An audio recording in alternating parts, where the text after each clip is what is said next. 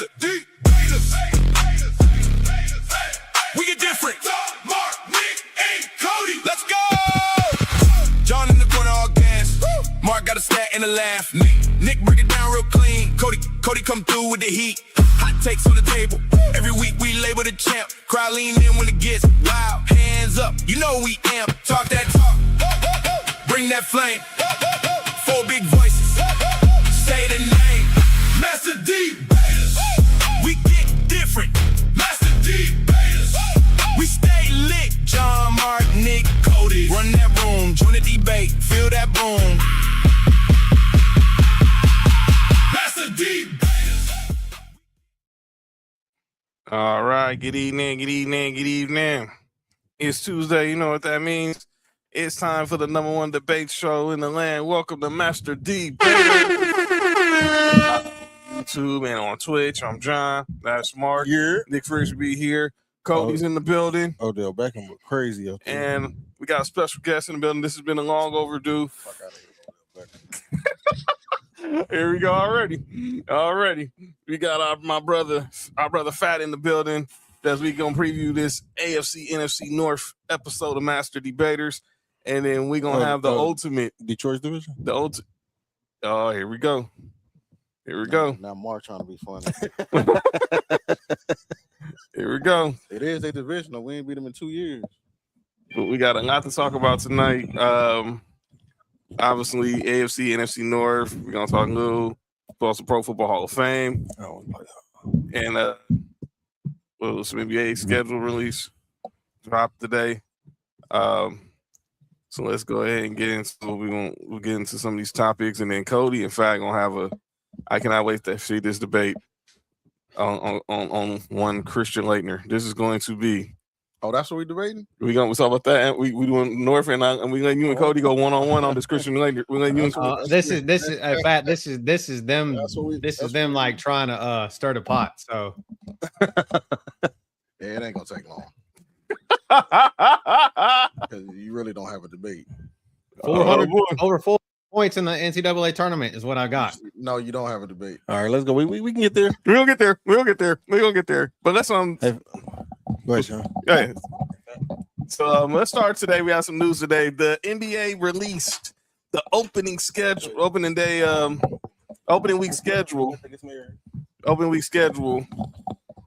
for the 2026-2027 season.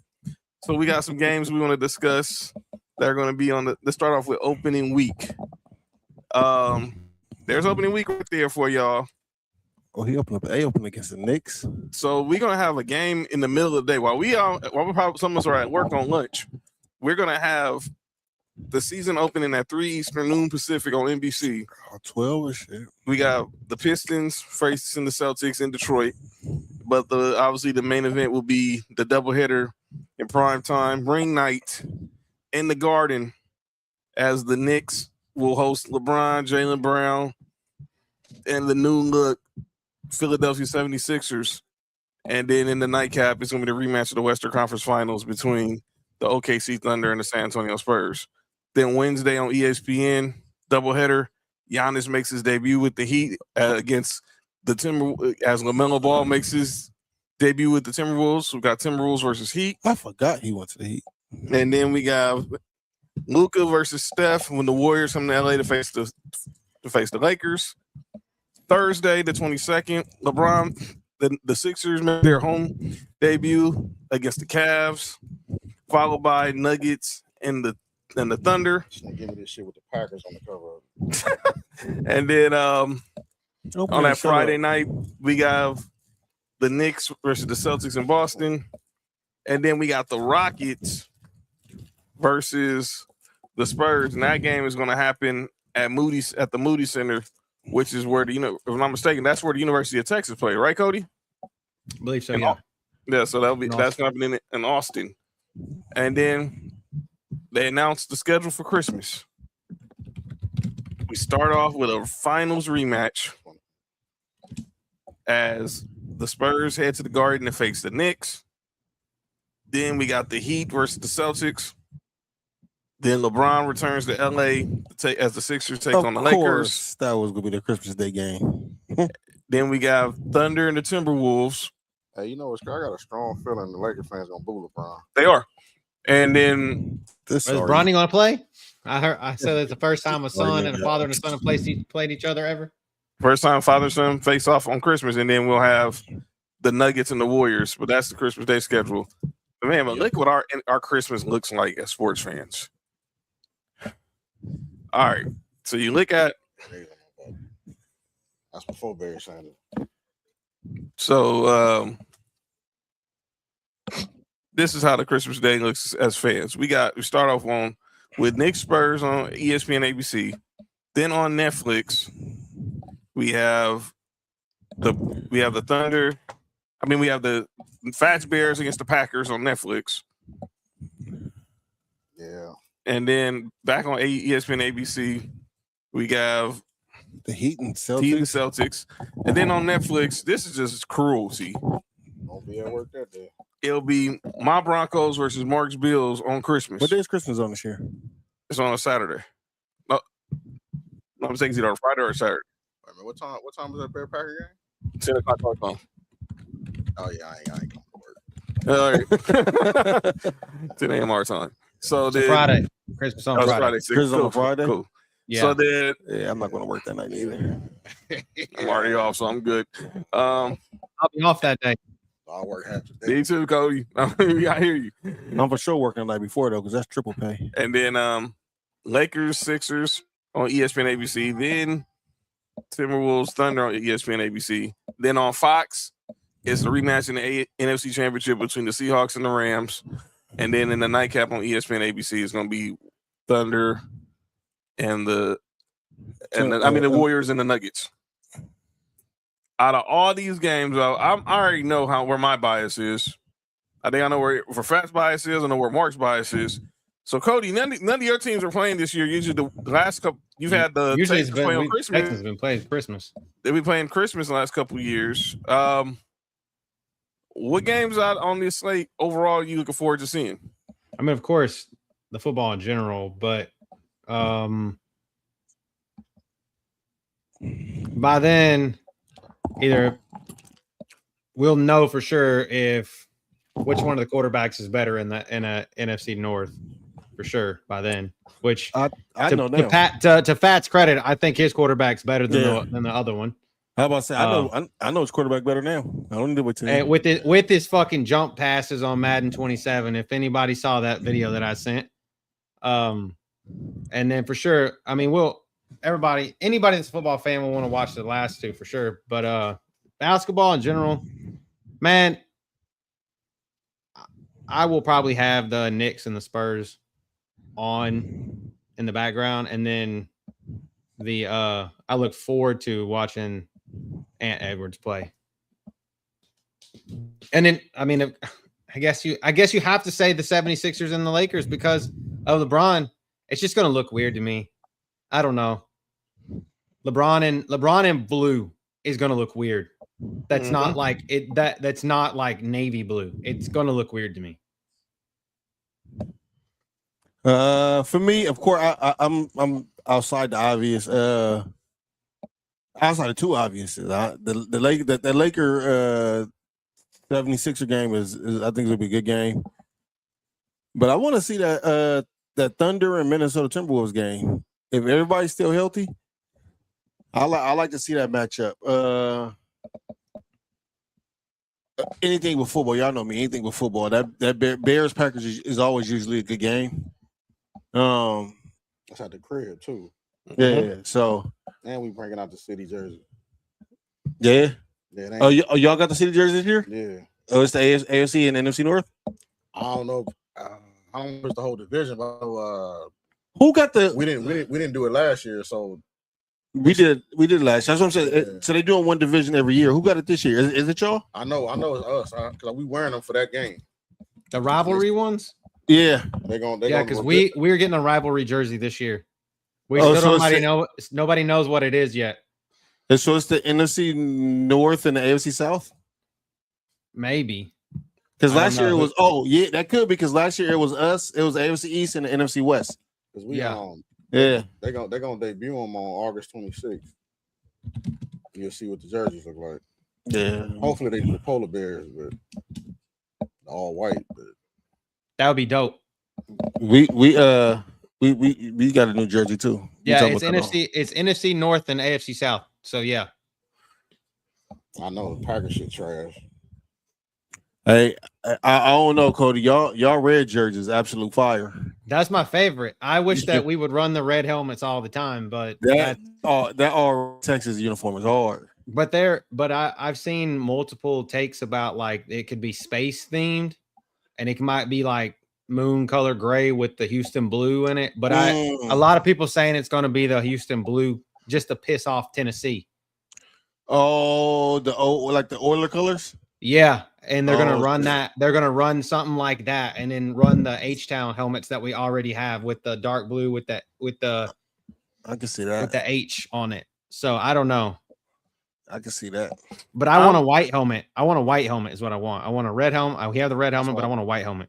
I thought that's the helmet I think we going with. I think it's the white one. I think it's gonna be all white with the bear on there. That'd be dope. I think. So outside of my two squads playing, they playing at the same time on Jones. That's bull. They did that to us last year, but the Lakers were getting curved on by Houston, so I didn't care.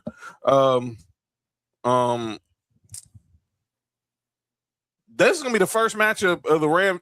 The Rams and Seahawks play each other the final 3 games of the season, and this is the first. The NFC West does that shit. They do that shit a lot. And this is gonna be the first matchup because they play again the final game of the season. They wait till the end of the season to play each other. Yes. So that they do that, and in the AFC North does that a lot too.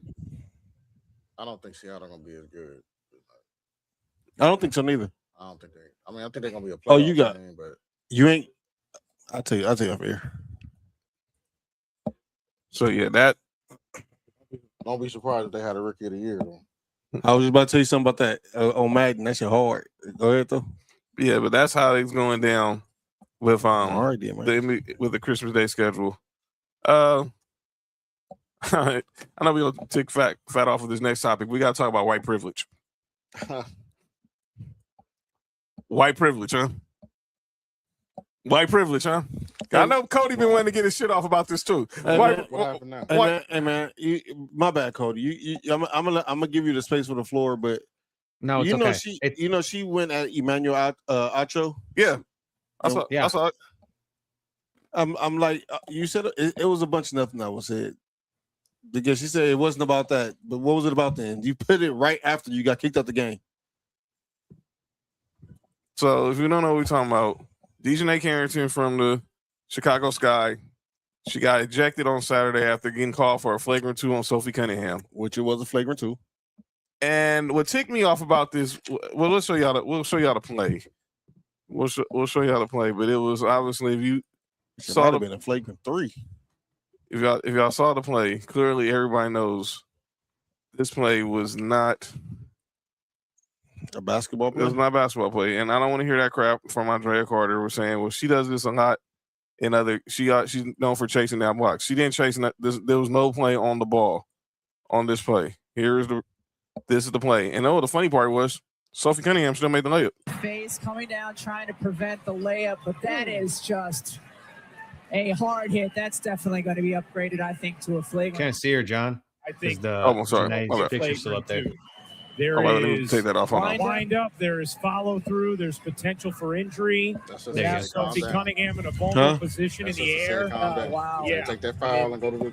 There's no question why Sophie. Face coming down, trying to prevent the layup, but that is just a hard hit. I still made the layup. Definitely going to be upgraded, I think, to a flagrant. I still made the layup. I think that is going to be a flagrant too.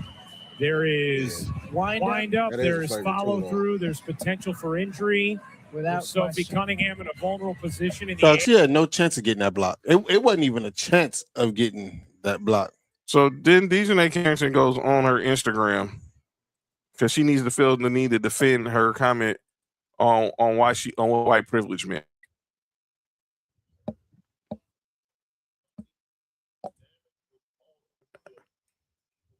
Oh, I see. I think.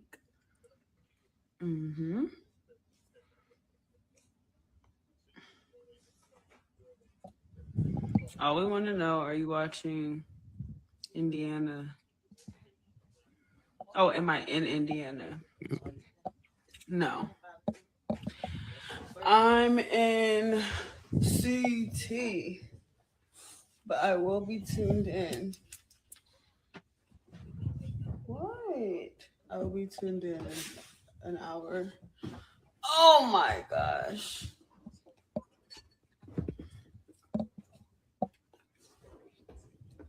Come on, let's get to it. Next hair color. All right. So Ryan Clark was basically saying, and then Ryan Clark said something on the pivot. It's stuff we've been saying for the last few weeks. It's too much noise going on in the WNBA. It's too much. And let's be clear. She want to say that, well, Sophie Cunningham did these same type of fouls and she done got called for him and saying that's white privilege. No, It's not how white privilege. it's not white privilege. If foul's a foul. That is white privilege if all the white girls in the WNBA got away with it. Pretty much.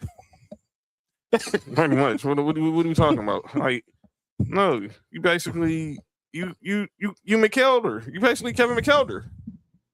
Kurt Ryan. That was white privilege too, right?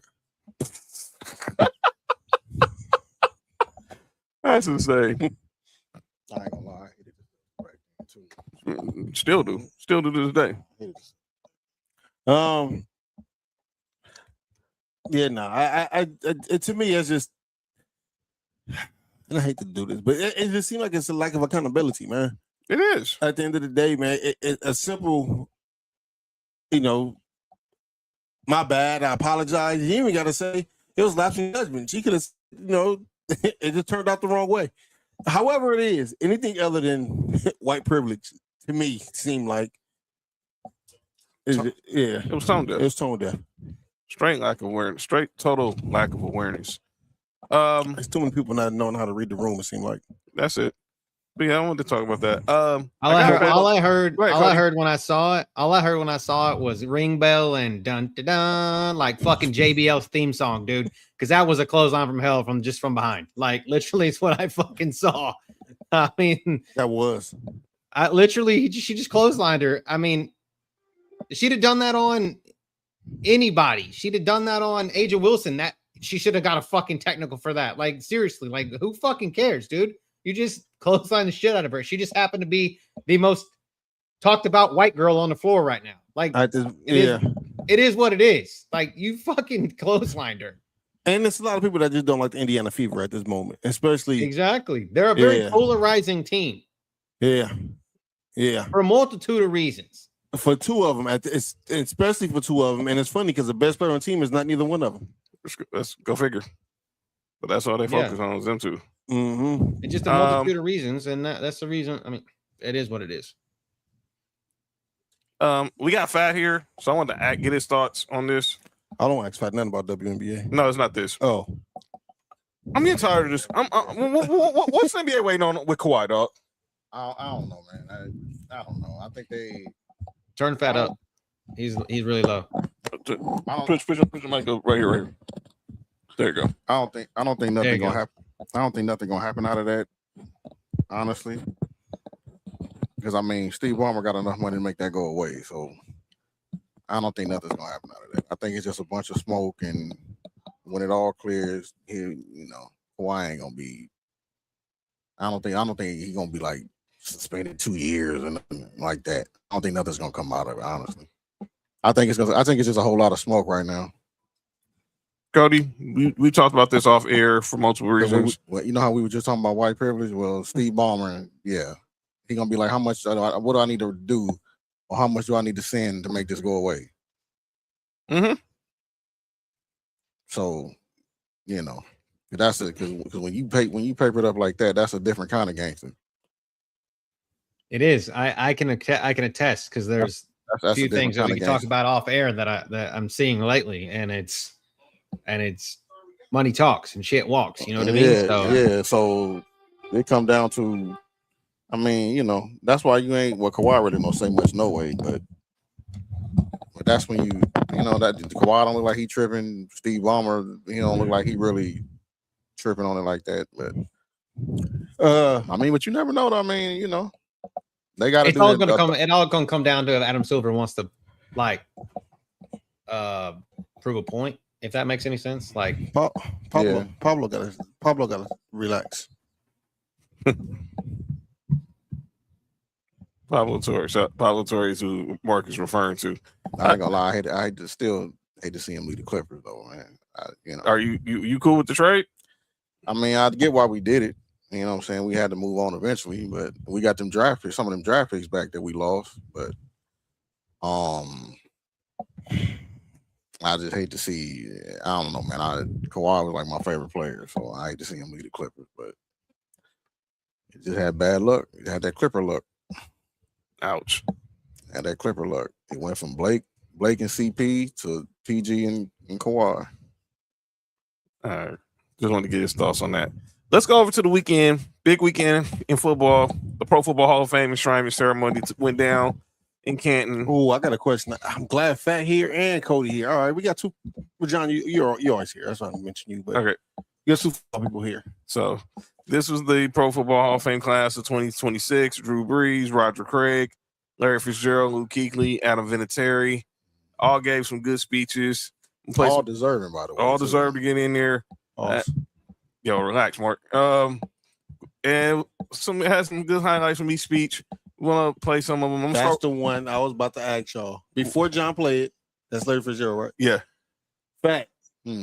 Cody. Hold on. Let me take the Hall of Fame. Go ahead.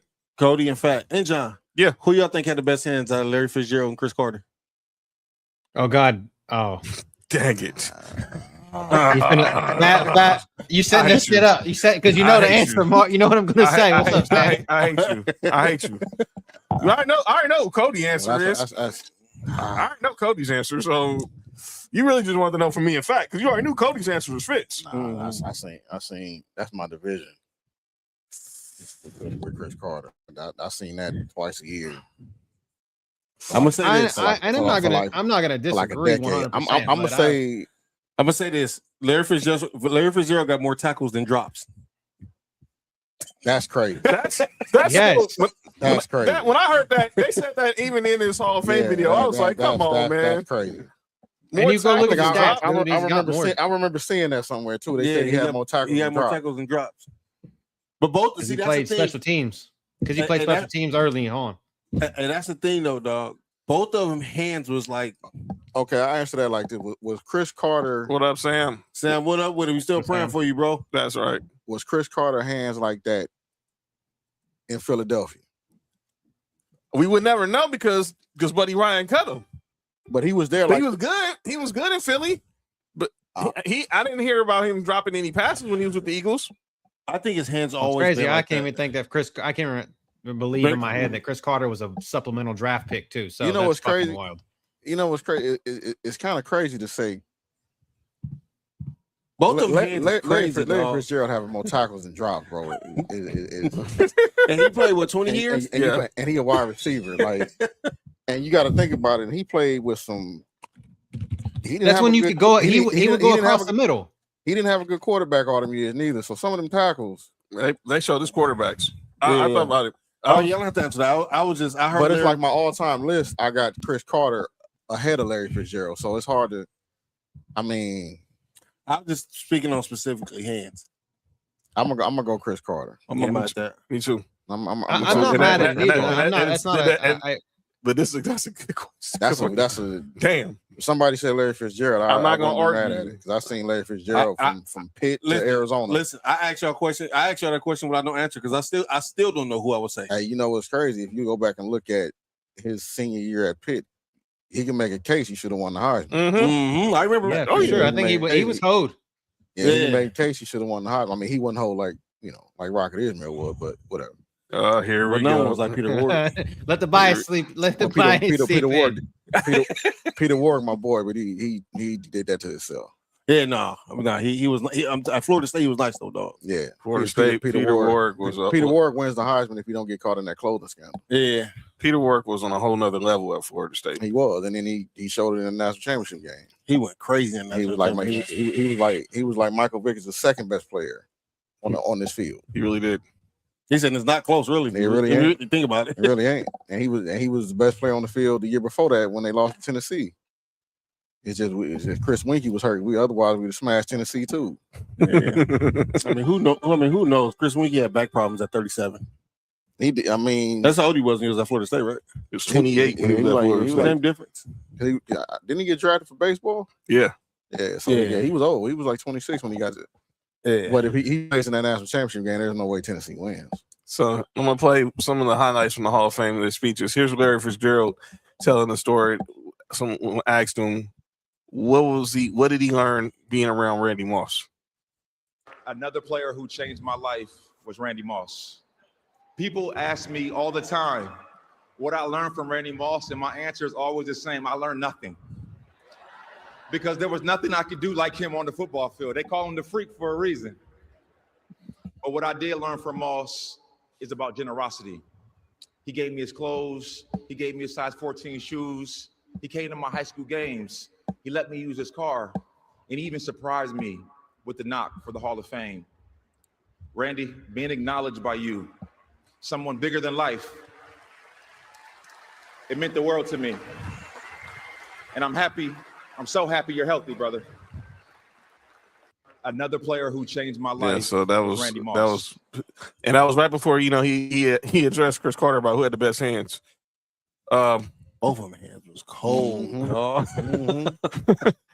Man, I'm probably only going Chris Carter because I'm probably only going Chris Carter because that's my division, and I've seen him more than I've seen Larry. I think we wouldn't have this conversation. And I think it would probably be firmly Chris Carter if Chris Carter didn't play Randy Moss. Right. I think that's like where I think in my head, that's where bias creeps in. That's where bias creeps in. Hey, Cody, bro, I'm telling you, I've seen it every year, bro. He was doing that before. He was doing that when he was. I agree. That's what he's saying. He said if Randy Moss never went to Minnesota, you would hear more about Chris Carter. Mm-hmm. I think Chris Carter's time in Minnesota was overshadowed. When Randy Moss got there, Chris Carter was still doing his thing. I don't think Moss overshadowed Chris. Are you crazy? I don't think he Are you crazy? No, I think not overshadowed like that. Crazy. I think Chris still got recognition. He did, but that's he still got recognition. Excuse me, John. He still got recognition. That's like when Pac went to Death Row.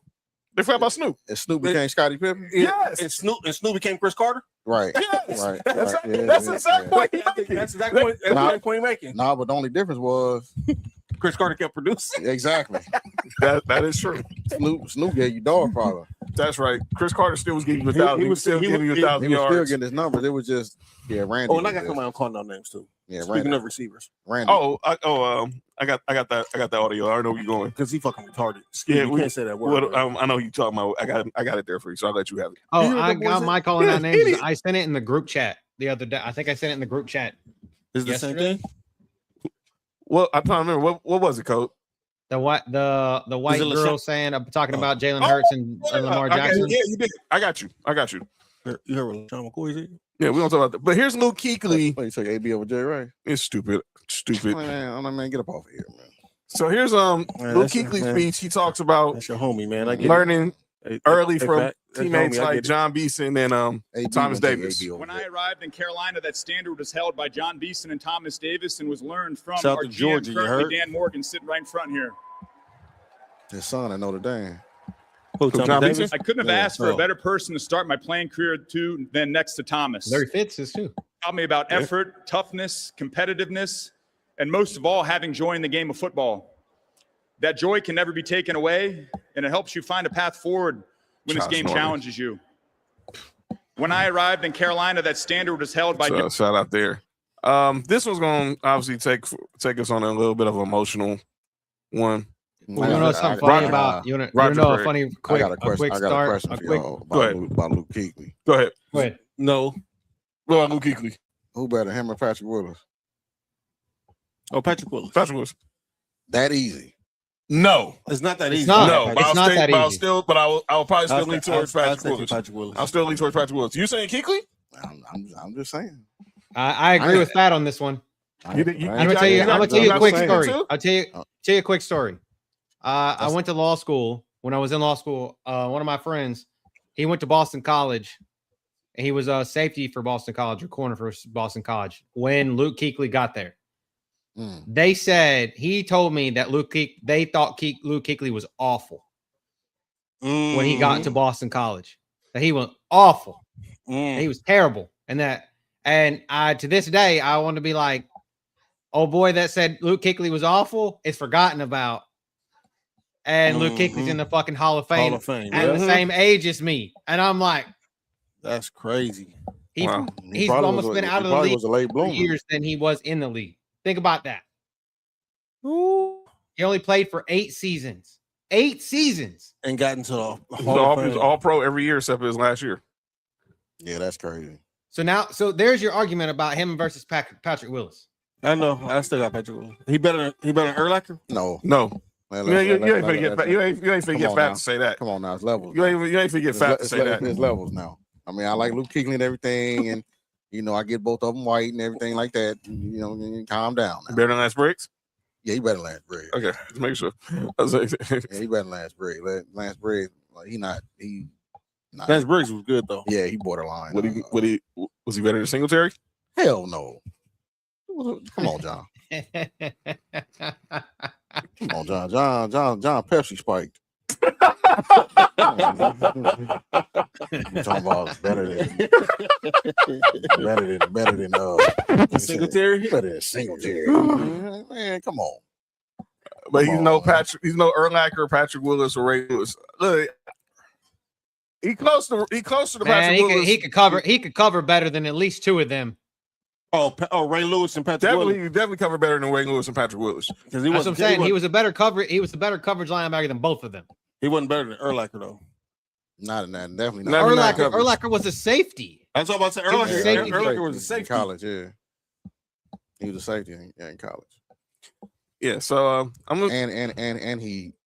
Never mind. I ain't gonna get off in Urlacher. Nigga, people don't know about Urlacher like that. People don't know that. You know what I'm saying? His first year, he didn't play middle linebacker. He didn't play middle linebacker his first year. He was outside linebacker. Still won defensive rookie of the year. So this one's a little heartbreaking. After 30 years, we finally got to see Roger Craig get the call in the Pro Football Hall of Fame. Long overdue. Should have been in there. Long overdue. And then he doesn't speak on the number speech. He did his via video, the taped video. And then he had to break some heartbreaking news about his current state of living right now. I've been diagnosed with vascular dementia that my doctors believe may be related, at least in part, to the concussions I experienced during my career. The changes were gradual. At first, they were easy to dismiss as normal aging. Over time, my family noticed it too, and ultimately led us to seek answers from my doctor. 2 things can be true. Football gave me opportunities beyond anything I could imagine. It helped shape the man I became. At the same time, we know more today about brain health than when I played. And I hope sharing my story encourages people to pay attention to their health and seek help when something doesn't feel right. I want people to know this diagnosis doesn't define me. I am still Roger Craig. I am still a father, a husband, a teammate, a friend, and someone who loves this game and the people who brought it to my life. If sharing my story helps even one family or one former player, then it's worth it. Football gave me everything, opportunity, discipline. We played some, in fact, I don't know if you was watching Friday, we played some of Roger Craig's highlights. Yeah, you ain't got to play him. I know the highlights. For those who didn't know, we knew him. Man, he was. I say he walked so running backs like Thurman Thomas and Marshall Falk and all them. Danny Thompson, Christian McCaffrey, Kamara. Yeah, can run. You know what I'm saying? Yeah. I'm like, dude, and he better than most of them.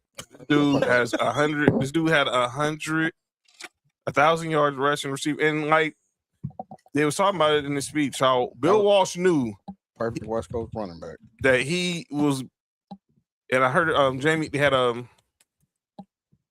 his name? Jamie was his inductor. No, not our boy Jamie. Jamie Williams was his inductor, was his presenter, and he said Walsh just saw that he knew that he was more than just a running back, and he was like, "Man, I'm gonna put this dude in the pass game." That's the genius of Bill Walsh. Because he took Joe Montana in the 3rd round.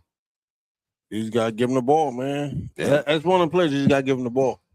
30 years is crazy though. Like, that's dumb. Roger Craig is like one of them players, and I think I said it on Friday, where like when you in little league football and the best player on the team is usually like the quarter, you just got to give him the ball. That was Roger Craig, dog, at the NFL level. That's crazy.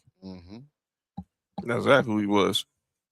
I think he got he might get overshadowed sometime too because of Jerry Rice and Joe Montana. That's what I'm saying. I said on Friday too. And then obviously we still got 2 more. What up with it? Obviously we still got 2 more speeches. I want to play one more from Drew Brees. We get to. I thought the speech that pretty much stole the weekend. Here's Drew Brees. He closed out the ceremony. Who opened it up? Fitz. He was right. And Negro Diamonds. Yeah, that's right, man. He seemed like the right person to set the tone for the event. And there's Brees showing his love to the great city of New Orleans. And you better say this. Yo, man. Pops has been proud seeing all them Saints fans there. Hey, if I'm not gonna lie, I seen some of. Tom, man, it's fuck right now. Hey, what's happening, man? In fact, I seen the great Nick Freeze is in the building. Some of Brees' speech. Yeah. I ain't gonna lie, dog. I almost broke down because I was thinking about Pops. I didn't see his speech, man. I'm saying this: Pops would have been proud seeing all that black and gold that was in Canton. I was glad. I'm glad Pops was allowed to see him win that chip, though. It may never come back the same. Storms teach us that our greatest treasures aren't the things that we own. They're the people we own. Oh, that's what you don't tell. It's been beyond. And the way we show up for one another. Yo, relax. It reminds us to hold our loved ones a little closer. They got a chair. Love a little harder. We'll move that one, man. Where's Sonny here? And to never we'll switch that one and put that one there. Sometimes it takes cruising. I thought Fat was can be replaced. Relax. We appreciate the things that can. Got this. Some of them nuggets. New Orleans. Miss Gail Benson. You accepted me. You embraced me. You believed in me. Yeah, no. You trusted me with the soul of the city. And I would have died to protect that home. This house built on Pepsi. I know, right? I should have known. I don't know why I asked that. All the Saints fans showed up. Pops would have been proud seeing this. Dog, I'm not gonna lie, dog. I almost and they got teary. I think about Pops, man.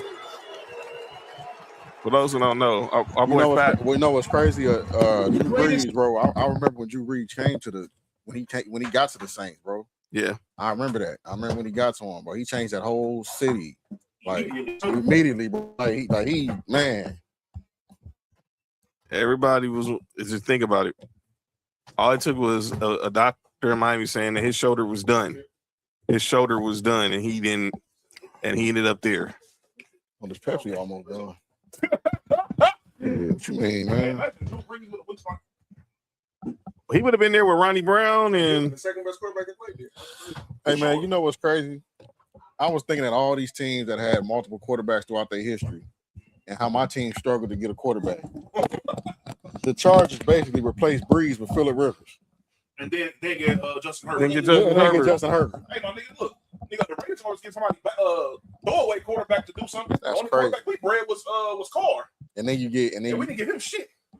That's crazy. And now he's at UCLA.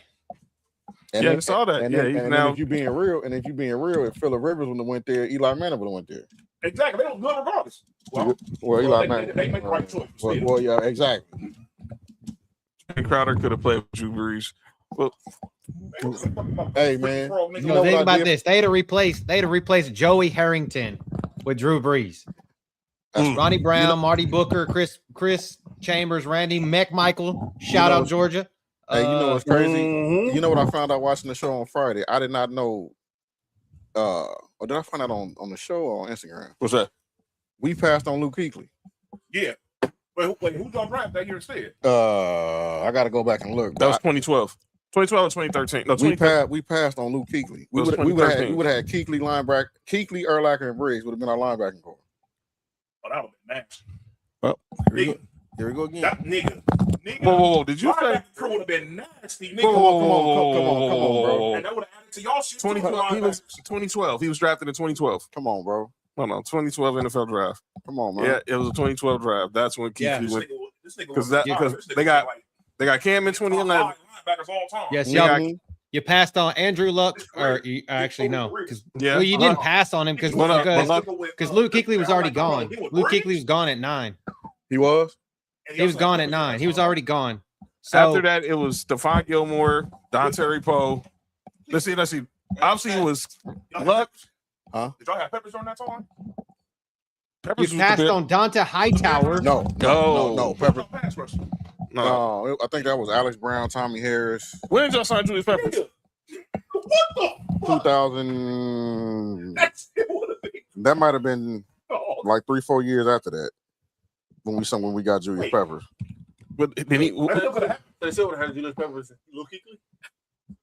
Yeah. Get the F out, man. Yes, because you got 2010. Luke 2010. 2010 was Julius Pepper's first year in Chicago. 2010. Yeah, Peppers was on that team. He just said we got Peppers in 2010. Yes, so you couldn't have got Luke Kuechly because he was already gone at 9. Okay. But you could have got Chandler Jones, Donta Hightower, Whitney Merciless, Harrison Smith, y'all's arch nemesis. Yeah, Harrison Smith would have been. Yeah, that'd have been dope. Who? I don't know if Briggs Hall of Fame. You know, Hall of Fame. Briggs Hall of Fame. Bobby Wagner. He was Hall of better than most. Bobby Wagner didn't go to what, 3rd, 4th, 5th round? He went the 2nd round. Oh, he went the 2nd. Bobby Wagner went the 2nd round. Mm-hmm. They took Alshon Jeffrey instead. I can't be mad at that. Alshon Jeffrey. I wouldn't be mad at that either, but I can't stand him now though. He a mark, but I know he went to South Carolina. I don't know why I drafted that nigga. He was all pro with us. So South Carolina fat. He left on. That's like Duke niggas. He left on a bad note. That's like Duke. He left on a bad note with the Bears. It's like Duke. That's like Duke. You bring up Alshon Jeffrey to a Bear fan, they whole move gonna change. All right, let's go ahead and I'm gonna play the speech of the weekend. That's Adam Vinatieri. This dude was roasting everybody. My whole move changed these Nuggets. Fire. Oh yeah, for sure. Hey, I don't know what KFC niggas went to. Hey, you go to KFC on like certain days? $10 buckets. $10 buckets. No, on Friday they got 24 nuggets for $10. Yeah. Today was the legs and thighs. Today was the leg and thighs for $10. I'll be there Friday. Yeah, you good, Nick? Especially good. Right by there, son. Yeah. Yo, so here's Adam Vinatieri taking a shot at Peyton Manning. The city. And Peyton? Yo, you good? Thank you for generously donating your forehead for today's teleprompter.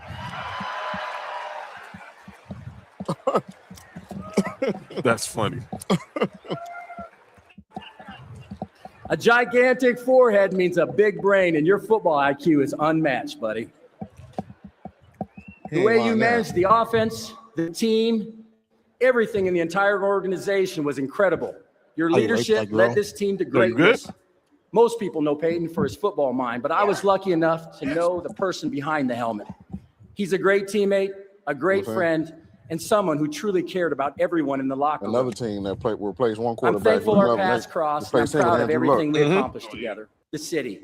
And Peyton, thank you for all right, that's what he one. said about Pat. What he said about Pat McAfee was hilarious. Pause. What he said about Pat McAfee, which we're going to play right now, was diabolical quotes. Yo, pause. Pat McAfee's here in the I crowd know, today. man. Great to see you, brother.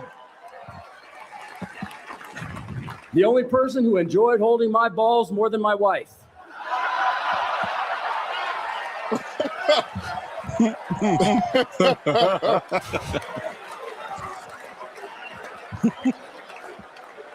She held for me in the off season when everyone else was gone. Get that right. Pat McAfee's here in the crowd today. But then the one that has everyone up in their feelings is when he took the shot at Bill Belichick. Oh man, and it was funny.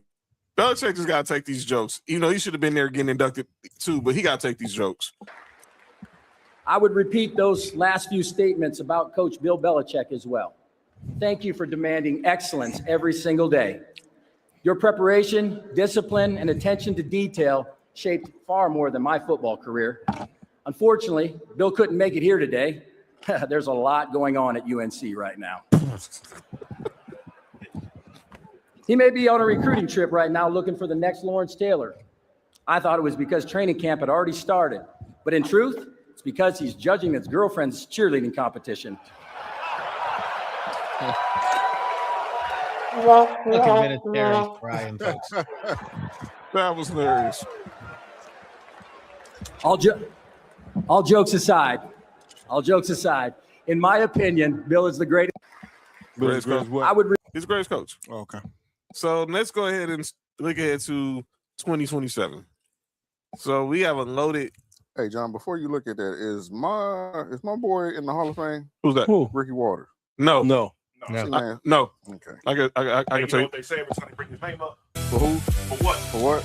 That's the first thing they say every time they bring his name You said for who? That's For what? fucked up. This nigga got like 12,000 yards or some shit like that. Yeah, this nigga the Hall, man. Stop hating. He got like 1,000 yards for 3 different teams. Yes. Eagles, Stop hating on this nigga. Niners, Eagles, and Seahawks. Niners, Eagles, and Seahawks. Yep.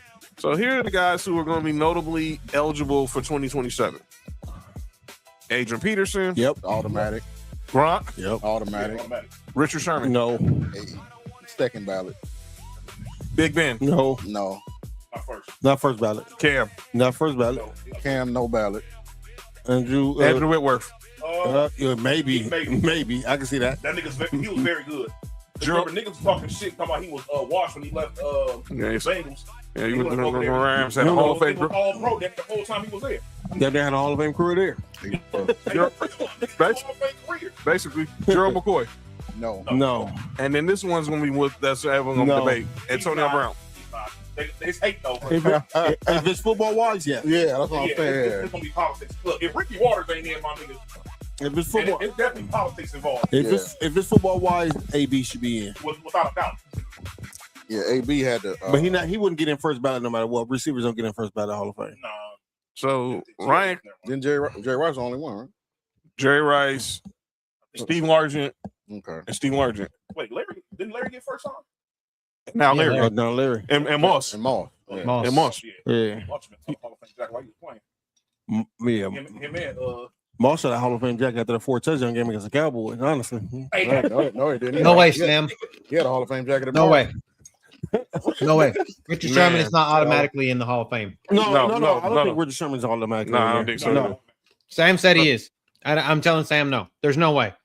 Richard Sherman's got his career. I'm saying would not be the same without the other two. I don't think he gets into the Hall of Fame, honestly. Who? Richard Sherman. I think he get in eventually. He gonna get in because that Legion of Boom. I about to say if he get in, he going in as a Legion of Boom. I don't think he gets in by himself. You got him. The nigga won Defensive Player of the Year, right? Who? He didn't win Defensive Player of the Year, right? Who? Richard Sherman. No. All right. Well, he's not getting in. That nigga was the face of one of the. He had a cold run. One of the best defenses of all time. Bobby Wagner was the face of that defense in my eyes. Not at that time. I think it was Cam Chancellor. No, not the face. Cam Chancellor might have been he was the best player. He might have been the best player with a face of it. But the face of it was definitely Richard Sherman. The face of it was Richard Sherman. He was the face of it for sure. Y'all think so? Yeah, for sure. I think that you're saying. I think that they're right. Football knew it was. I just think he was the loudest one. But that's what makes him the face. I made him the face though. What'd you say, Cody? I don't think. I think that you're right that he was the face, but I don't think he was even the best of the three. He wasn't. He was. I think he was the worst of the three. He wasn't better than Cam Chancellor or something. He was the best corner. Oh, well, he might have been the 4th best player on that defense. Bobby Wagner, Cam Chancellor, Earl Thomas, Cam Chancellor, Earl Thomas. Earl Thomas is better. Earl Thomas is better than. Yeah, man, come on, we're not even thinking about that, dog. We're not doing that. Richard Sherman or Michael Bennett? Richard Sherman. Richard Sherman. Averill? Richard Sherman. Okay. Richard Sherman's the 4th best player on that defense. KJ Wright for sure. Yes, he better than KJ Wright. Best player on that. Michael Bennett is the only one you would question about, but he's the 4th best player on that defense. All right, let's play. I'm gonna play y'all this. This is what Ryan Clark was saying about the Hall of Fame. Gonna have a little bit of a issue with dealing with hypocrisy about this 2027 class. I think the first thing I'm not Fred, right? So whenever I have this conversation, I try to have it from the space of a person that's not going to the Hall of Fame, that won't be considered for the Hall of Fame, that will never be one of the people nominated. Let me say that. So I respect everyone that has a gold jacket. I respect the people who put those players or select and elect those players to be in there. But something has to change. Like, it got to stop going that it's going to be from 4 to 9, right? If they're a Hall of Famer, if you believe that at some point in this person's career or in this person's life, they're going to get a gold jacket, they're going to get a bust, and they're going to get into the Hall of Fame, don't make them wait on some petty bull crap. Right? If we got to start getting into the numbers and convincing people that people are supposed to be in the Hall of Fame, then they ain't supposed to be in it. You look at this year, Richard Sherman should be a Hall of Famer. Antonio Brown should be a Hall of Famer. Rob Gronkowski should be a Hall of Famer. Ben Roethlisberger should be a Hall of Famer. Adrian Peterson should be a Hall of Famer. If you walked into a room of executives, players, coaches who were in those people's era and said, hey, do you think this person was a problem? Do you think this person is a Hall of Famer? Everybody in the room gonna raise their hand and say they should be in, so why do they have to wait? Now you say if you're gonna push those dudes through, then Eli Manning still waiting. We saw what they did Bill Belichick last year. Willie Anderson still waiting. T. Sizzle still waiting. Rodney Harrison still waiting. Fred Taylor still waiting. All these people are waiting because we gotta live by these rules. The rule should be, if your career said that you are a Hall of Famer, when it's your time, when your 5 years go by, we should put you in, period. No matter how many we put in, we should be able to walk in that room and say, you deserve this gold jacket. And because we don't do that, and because we allow people to lobby, and they got to go politic, and then it's about who I like and all that, we're seeing... No, it's not. He's all very good. He's all very good. Who is Fred Taylor? Fred Taylor. Bruh, hang on. He got numbers. I'm gonna tell you right now. Fred Taylor. Go pull up the numbers. Fred Taylor got numbers. 20. I don't know if he's If I'm thinking out of the top 20 rushers off the top, is he a Hall of Famer? No. Hold on, John. Go ahead, Cody. Out of the top 20 rushers of all time, only Frank Gore, Adrian Peterson, Derrick Henry, Fred Taylor, Steven Jackson, and Corey Dillon are not in the Hall of Fame. The other 16 of them are. Fred Taylor has almost 12,000 rushing yards. How many Pro Bowls Freddie T got? He got any All Pros? Pro Bowl. That's the only thing. And no All Pros. That's the only problem. One Pro Bowl, no All Pros. But that's tough. Because he played during a tough era. It's Corey Dillon the Hall of Fame. Corey Dillon's not a Hall of Famer to me. He's very good. They all have more rushing yards than OJ. Steven Jackson, a Hall of Famer? What, from the Rams? Yes. Because that's one of the names. That's one of the names. That's not it. Three-time Pro Bowler. I think Corey Dillon was better than Steven Jackson. I think so too. You said they all got. You said they all got more yards than OJ. Yes. I do think OJ's 22nd on the list of all time. We're not. We ain't. I do think if OJ played in today's time, he would be. Yeah, they ain't. OJ numbers would be ridiculous. Yeah, OJ played in this game. How many years OJ played? They don't compare to OJ. He played, 13? Well, don't compare him to Buffalo OJ. They can compare to the 49er OJ. Yeah, he was 49er OJ. 11 years. He was still. He played 11 seasons. He played 11 years. Yeah. So he played 11 years. He played. He played with 7 with Buffalo, 8 with Buffalo, and 3 with the 49ers. 49ers. 2000 like 12 games. Yeah. Yes, he did. Yeah. Come on, man. That's 9 with Buffalo and 2 with 49ers. He played 9 with Buffalo and last 2 with the 49ers. That's why his 2,000-yard season is held differently than everybody else's because he did his and listed among the games. 2000, 13 games. Speaking of Jerry Rice, ain't that what y'all said? Jerry Rice had 19 touchdowns in a shortened season. Yeah, he had 22 and 12. I think he had like 20 and 12 games or something like that. So do we think that Derrick Henry is a automatic first ballot Hall of Famer? I think Derrick Henry's Hall of Famer. What? I think Antonio Brown better than Jerry Rice. LaShawn McCoy. Wait to call out names, Nick. Just wait to call out names. LaShawn McCoy said that. Just wait to call out names, Nick. All right, look. And we're serious too. I'm not serious. Yeah. Yeah. All right. Final. And a kicker won MVP that year. That's what I'm saying. Exactly. 17. Exactly. Nigga, some niggas get 22 touchdowns in 3 years. Exactly. All right. Final topic before we get to the debate. Huh? Fred Taylor's crutch is he played at Jacksonville. That's the problem. That's the problem. Fred Taylor's the biggest thing is he wasn't better than AJ Green. He a Gator, so I ain't putting him in there. He wasn't better than AJ Green. And I'm a huge AJ Green fan. He wasn't better than AJ Green. Who was better than AJ Green? Julio AJ Jones. Green just scored more touchdowns. Wow, that's a good debate. AJ Green. I ain't gonna lie. Hey, man, I ain't gonna lie, man. AJ Green. I'm a little biased with AJ Green. AJ Green, I had him on a lot of my fantasy teams. AJ Green was better in college. Nobody wants to hear that, Mark. Mark, nobody wants to hear that. That's Homer bias for us. Yeah, hold on, Mark. Hold on, nigga. Remember, hey, AJ Green got picked ahead of Julio Jones, and his season got I'm gonna tell you something crazy about that. I'm gonna tell you something crazy about both of them. I seen Patrick Peterson shut both of them down in college. That's crazy. That Pete was good. I hear what you're saying though. That's a good debate though, because it is like they was both 5 stars out of high school. AJ Green was better, man. They both went to the SEC. And Ryan Clark was wrong. You can't have 25 niggas in the Hall of Fame in 1 year, Ryan Clark. No, you sure can't. So relax, and Ben Roethlisberger is not automatic Hall of Fame. He was wrong on that too. No, Eli Manning is not an automatic Hall of Fame. The thing is, what the problem is, if Ben Roethlisberger does not go in, he's not a Hall of Famer. Period.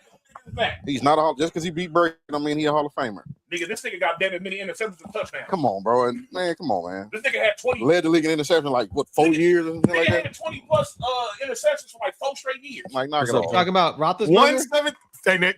No, 117 and 117. Eli, that's his overall record as a quarterback. That's the definition of mid. 117 and 117. That's mid. But I'm gonna tell you what Eli.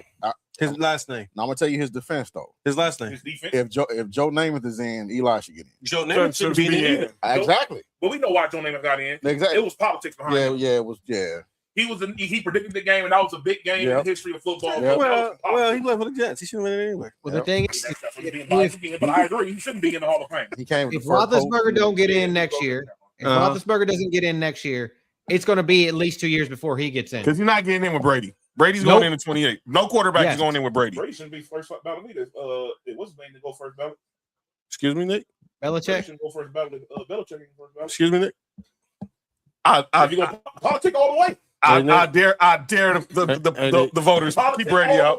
If they do that, boy, I'm gonna say I know Tom Brady when he get in, I know he's gonna keep his speech real classy. Hey man, if I was Tom Brady, when it's time for my speech, nigga, I'll pop so much shit. You know what I'm saying? I'm not even going in as a Patriot. Yo, if he went in the Hall of Fame, I'm going as a Buck. No, if I was him, I'd go in as a Patriot. I'd just get up on the thing and be like, man, who's the second best quarterback in this Hall of Fame? I'd be like, I'm going as a Buck. You know why? Because y'all said I couldn't win it without Belichick. They showed did say that. They showed did say that. I said, They showed did say that. And I'm the greatest quarterback of all time. I don't care what y'all Niner fans say. Basically.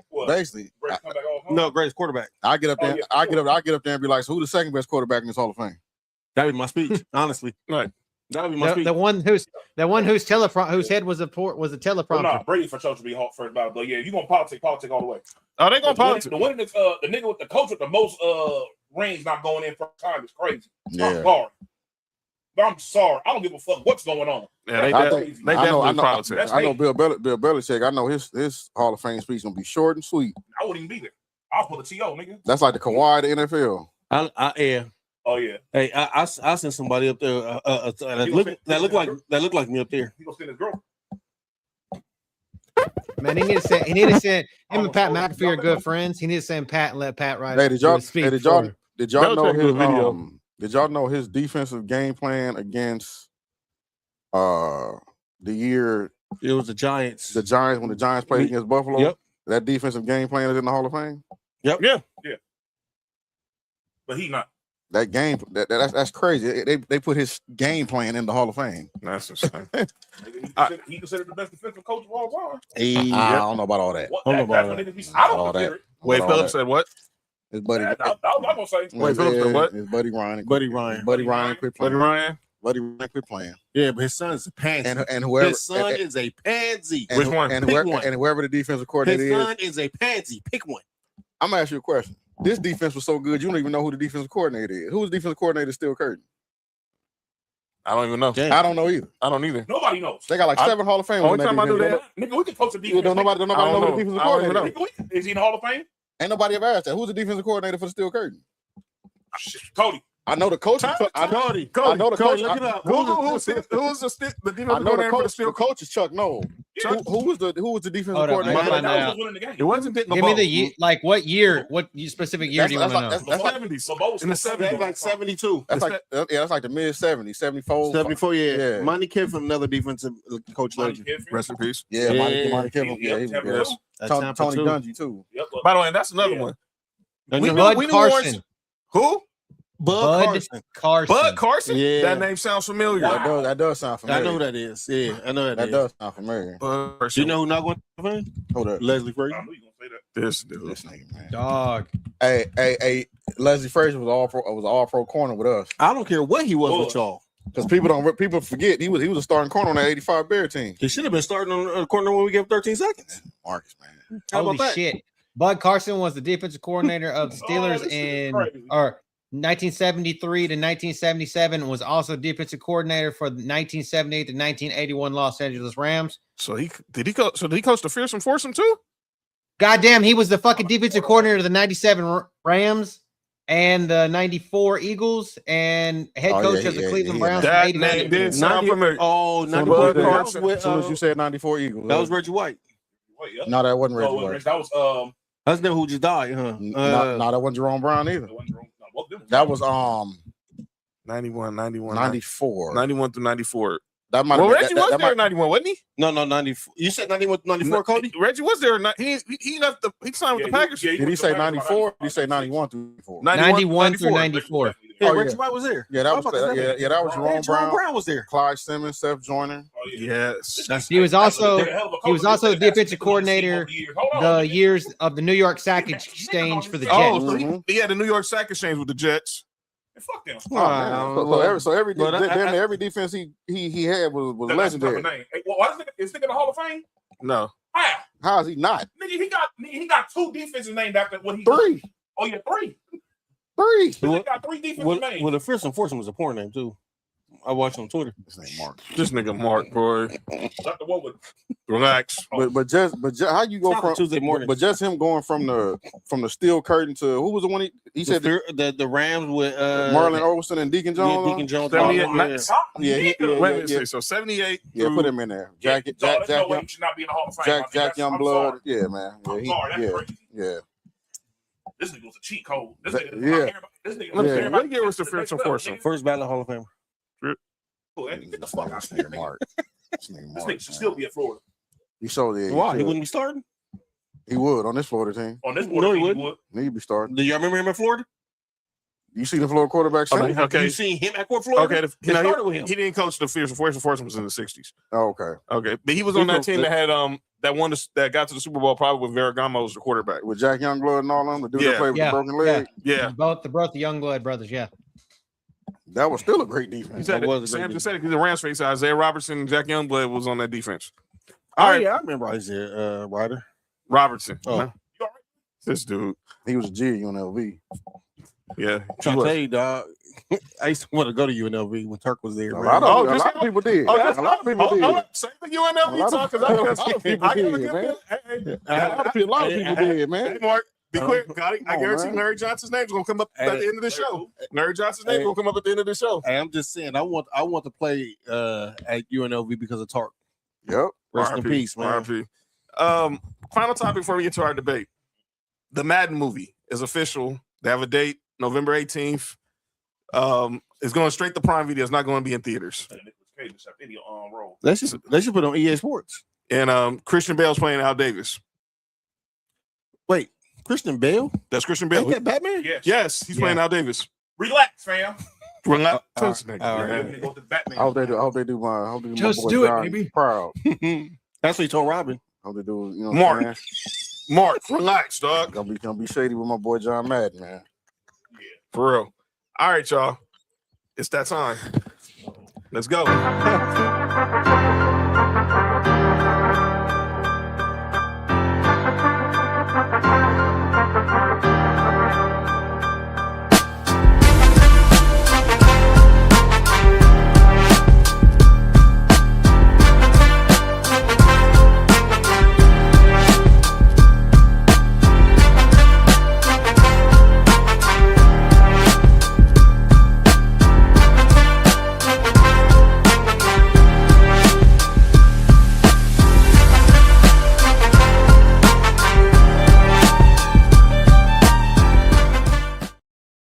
My dryer was on that team too. All right, y'all. It's that time. It's time for our Master Debaters Debate of the Week. As we continue on our two-a-days, and this time we're going to the NFC and the AFC North. So our boy Fat is here, repping for the Bears. Shout out to Fat, not the Bears. So we're gonna get this going. So we're gonna get this going. I have no problem with the Bears. I just gotta talk shit when Fat here. Y'all know I don't never say nothing about the Bears except when Fat here. Yeah, that's it. All right, Cody. Let's go. What we want to talk about? So let's talk about these are actually the standings from last year of how the team finished. Yes. And so what I was thinking, like when we come to defenses, like our defenses are how we ended up saying is do defenses win championships? This nigga done been through 4 of them. Oh yeah. He can finally get in that conversation. Which defenses do we actually think are the best in the North? The best defenses in the North. And That's unrelated to in my division. We can do the NFC North first. We'll go with the NFC first. We can do NFC first. We're gonna do NFC first. I hate this. Now, oh my God, I throw up in my mouth, but Green Bay is probably had the best defense. No, Mike. No, actually, no. Minnesota might have the best defense. They got the best defensive coordinator. Yeah, Minnesota might have. Brian Flores. Brian Flores. Yeah. No, I say Green Bay. Because I'm factoring them in with a healthy Micah Parsons. Well, they'll have a new system because now Jonathan Gannon's there. Jeff Hafley's now the coach of the Jonathan Gannon gonna be there? He's the defensive coordinator now. Because Jeff. That ain't nothing to feel. I like his defense. He's sorry like his brother. Yeah. Wait, who's his brother? Rich. You all right? You good? You good? I like Minnesota's defense. What the fuck we do? What's that? The AFC North? I feel like their defense is driven just specifically by coaching because they have a bunch of, I would say, mediocre players, like no superstars on their defense. I would say that I think Van Ginkel is a superstar, which I don't think so. And he's really good though. I would say Green Bay probably has the best front seven in the division.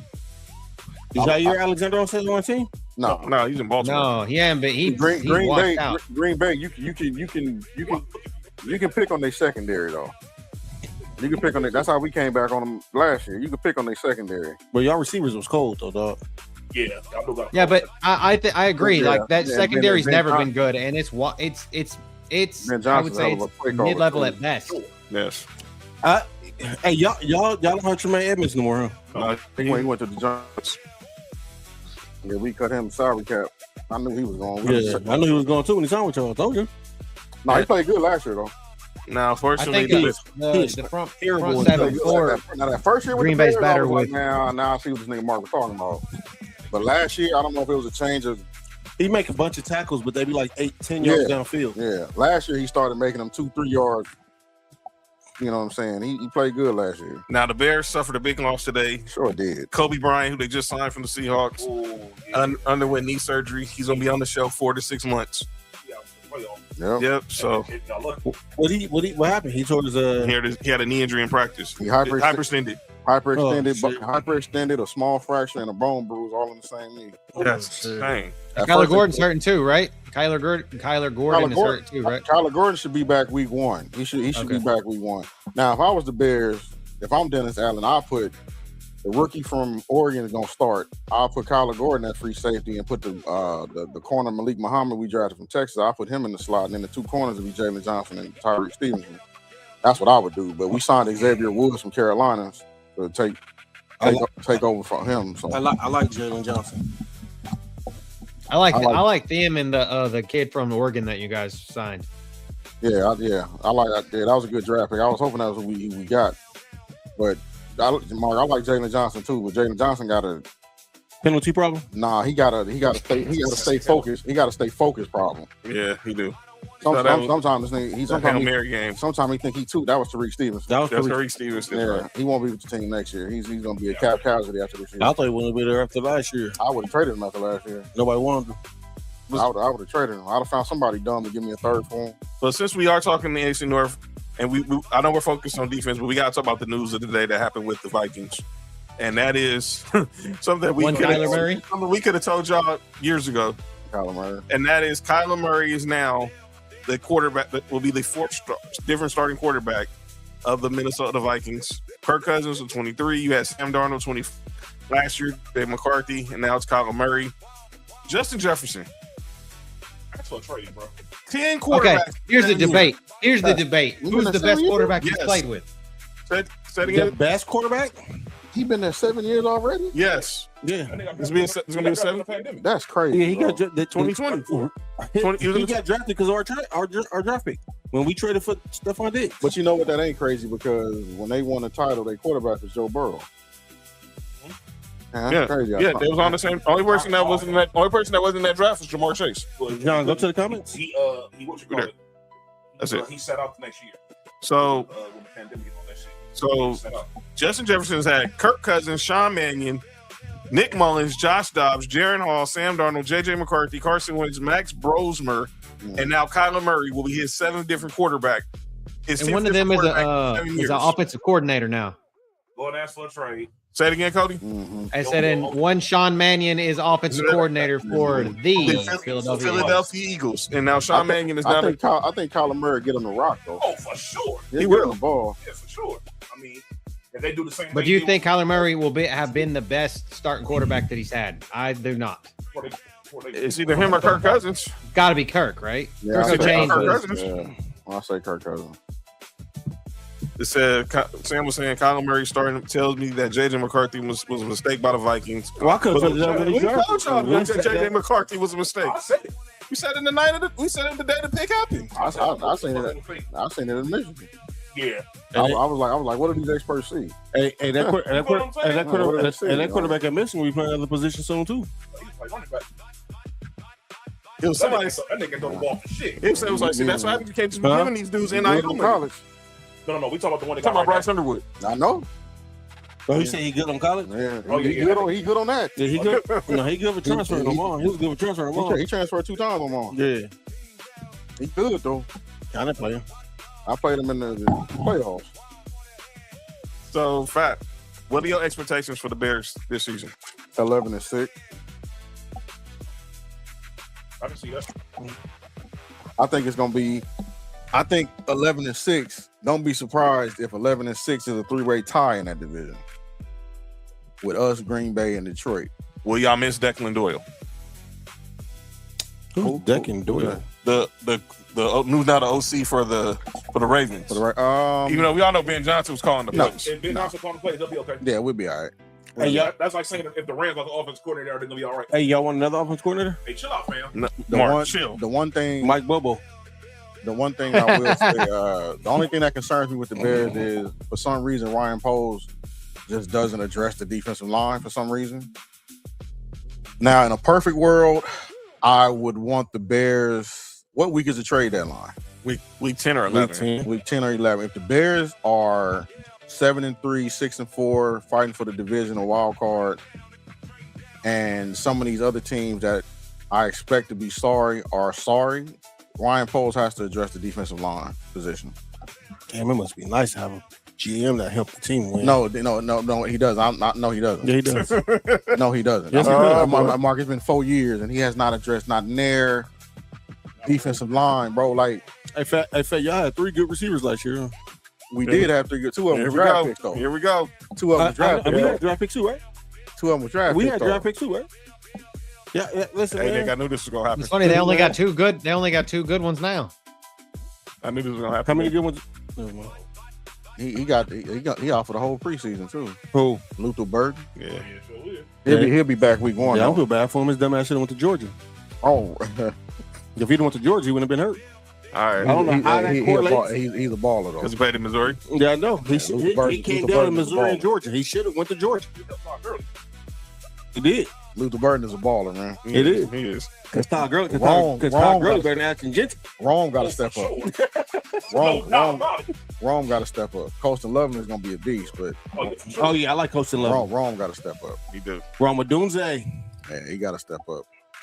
All right. He looking good in camp though. So you cool with y'all? So you was cool with y'all letting sending DJ Moore to Marshville? That hurt my heart.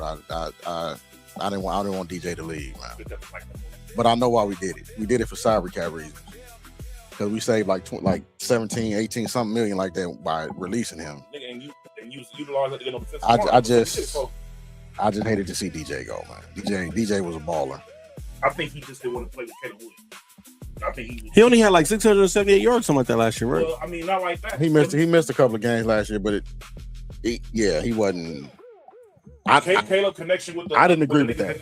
Was way better than I didn't agree with that. I thought you got to get the ball to DJ. That's how we beat Green Bay. The DJ shirt. That's how we beat Green Bay. DJ, it's because he's hurt. I think the problem is that he's straight. I'm telling you, put DJ Moore with Josh Allen. I'm telling y'all. No, they've been having a connection in the he's a baller. DJ's a baller in the off season. It's just his contract was so we had to cut him. We didn't have to cut him, but once I seen Luther Burden balling and once I seen Rome, I was like, yeah. Hey, that's dope. When you got one good player, then y'all just draft another good player at that position. And it must be nice, man.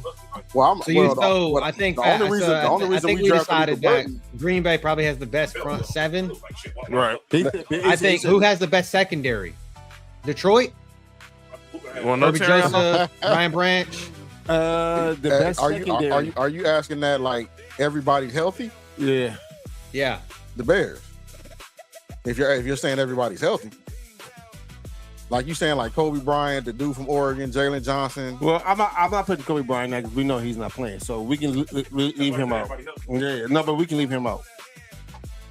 The best secondary I say is either Detroit or Minnesota. It's one of them.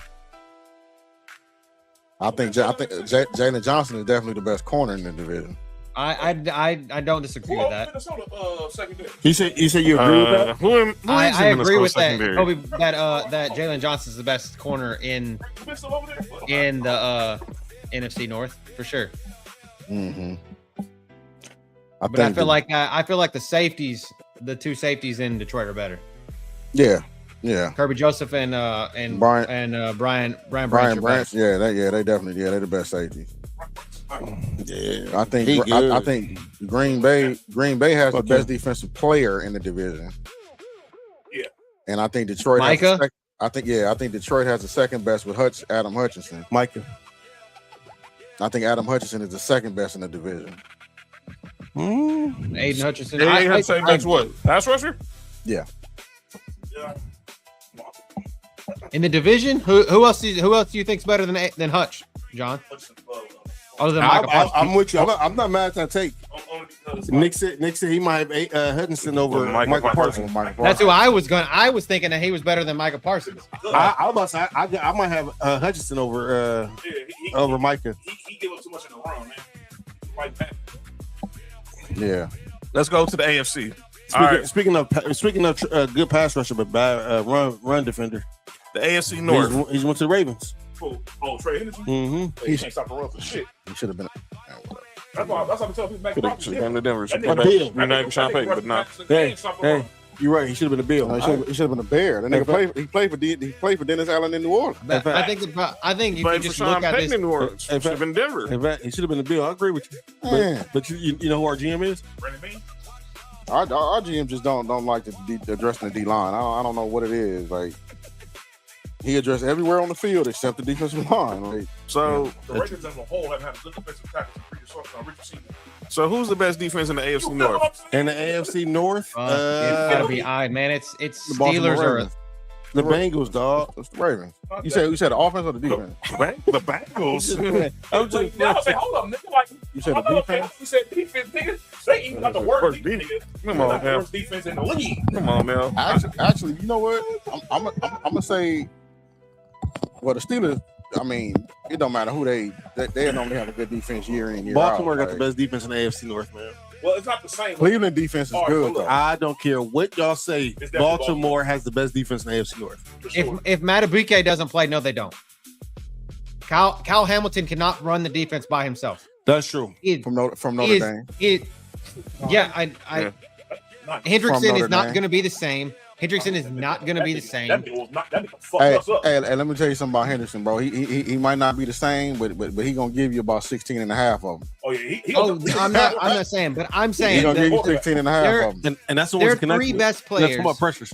Yeah, their three best players on defense are can't stop the run. Kyle Hamilton. Because Madubuike, we don't know if he's going to play. They keep saying they don't know if he's going to play. Roquan, Hendrickson, and Kyle Hamilton, and then you have the upstarts and Starks and Malachi Starks. It made no sense. Nate Wiggins got hurt Georgia Bulldog. Another Georgia, hey, you can see Georgia all over NFL in a minute. You know what I'm saying? He should be in Chicago. And then Marlon Humphrey. I feel like Marlon Humphrey is just overrated. Overrated. Yeah, who's overrated? Marlon Humphrey. Oh yeah, for sure. Yeah, that nigga. And then Nate Wiggins is hurt. So Nate Wiggins got hurt. Cleveland. Nate Wiggins got hurt today. Cleveland will suffer defensively this year. What up, JT? JT, what up with him? See, they gonna have Myles Garrett, but that's not acting like Jared Verse just. Jared Verse is. They got a good young defense. Yeah, they're going to. They got the corners. They got Denzel Ward. They're going to be good. They got the safety. Their defense is good. I don't think they'll be better than the Steelers defense. No. Schlesinger, the middle linebacker, the white kid for Cleveland is really good too. Rookie year. Yeah, he's really good. Yeah, he's really good. Carson Schlesinger. The one from Michigan. Oh yeah. Is that the one they drafted from Michigan? No, the one. The linebacker. The one rookie of the year last year. My boy from Notre Dame still playing for them. Who? The linebacker, number 6. Notre Dame? Yeah. That nigga hurt. He's still hurt. He's still okay. Yeah. Oh, you talking about Jeremiah Owusu-Koramoah? Yeah. He's Jeremiah Owusu-Koramoah. I call him number 6. Yeah. He said gonna say his name. I call him number 6.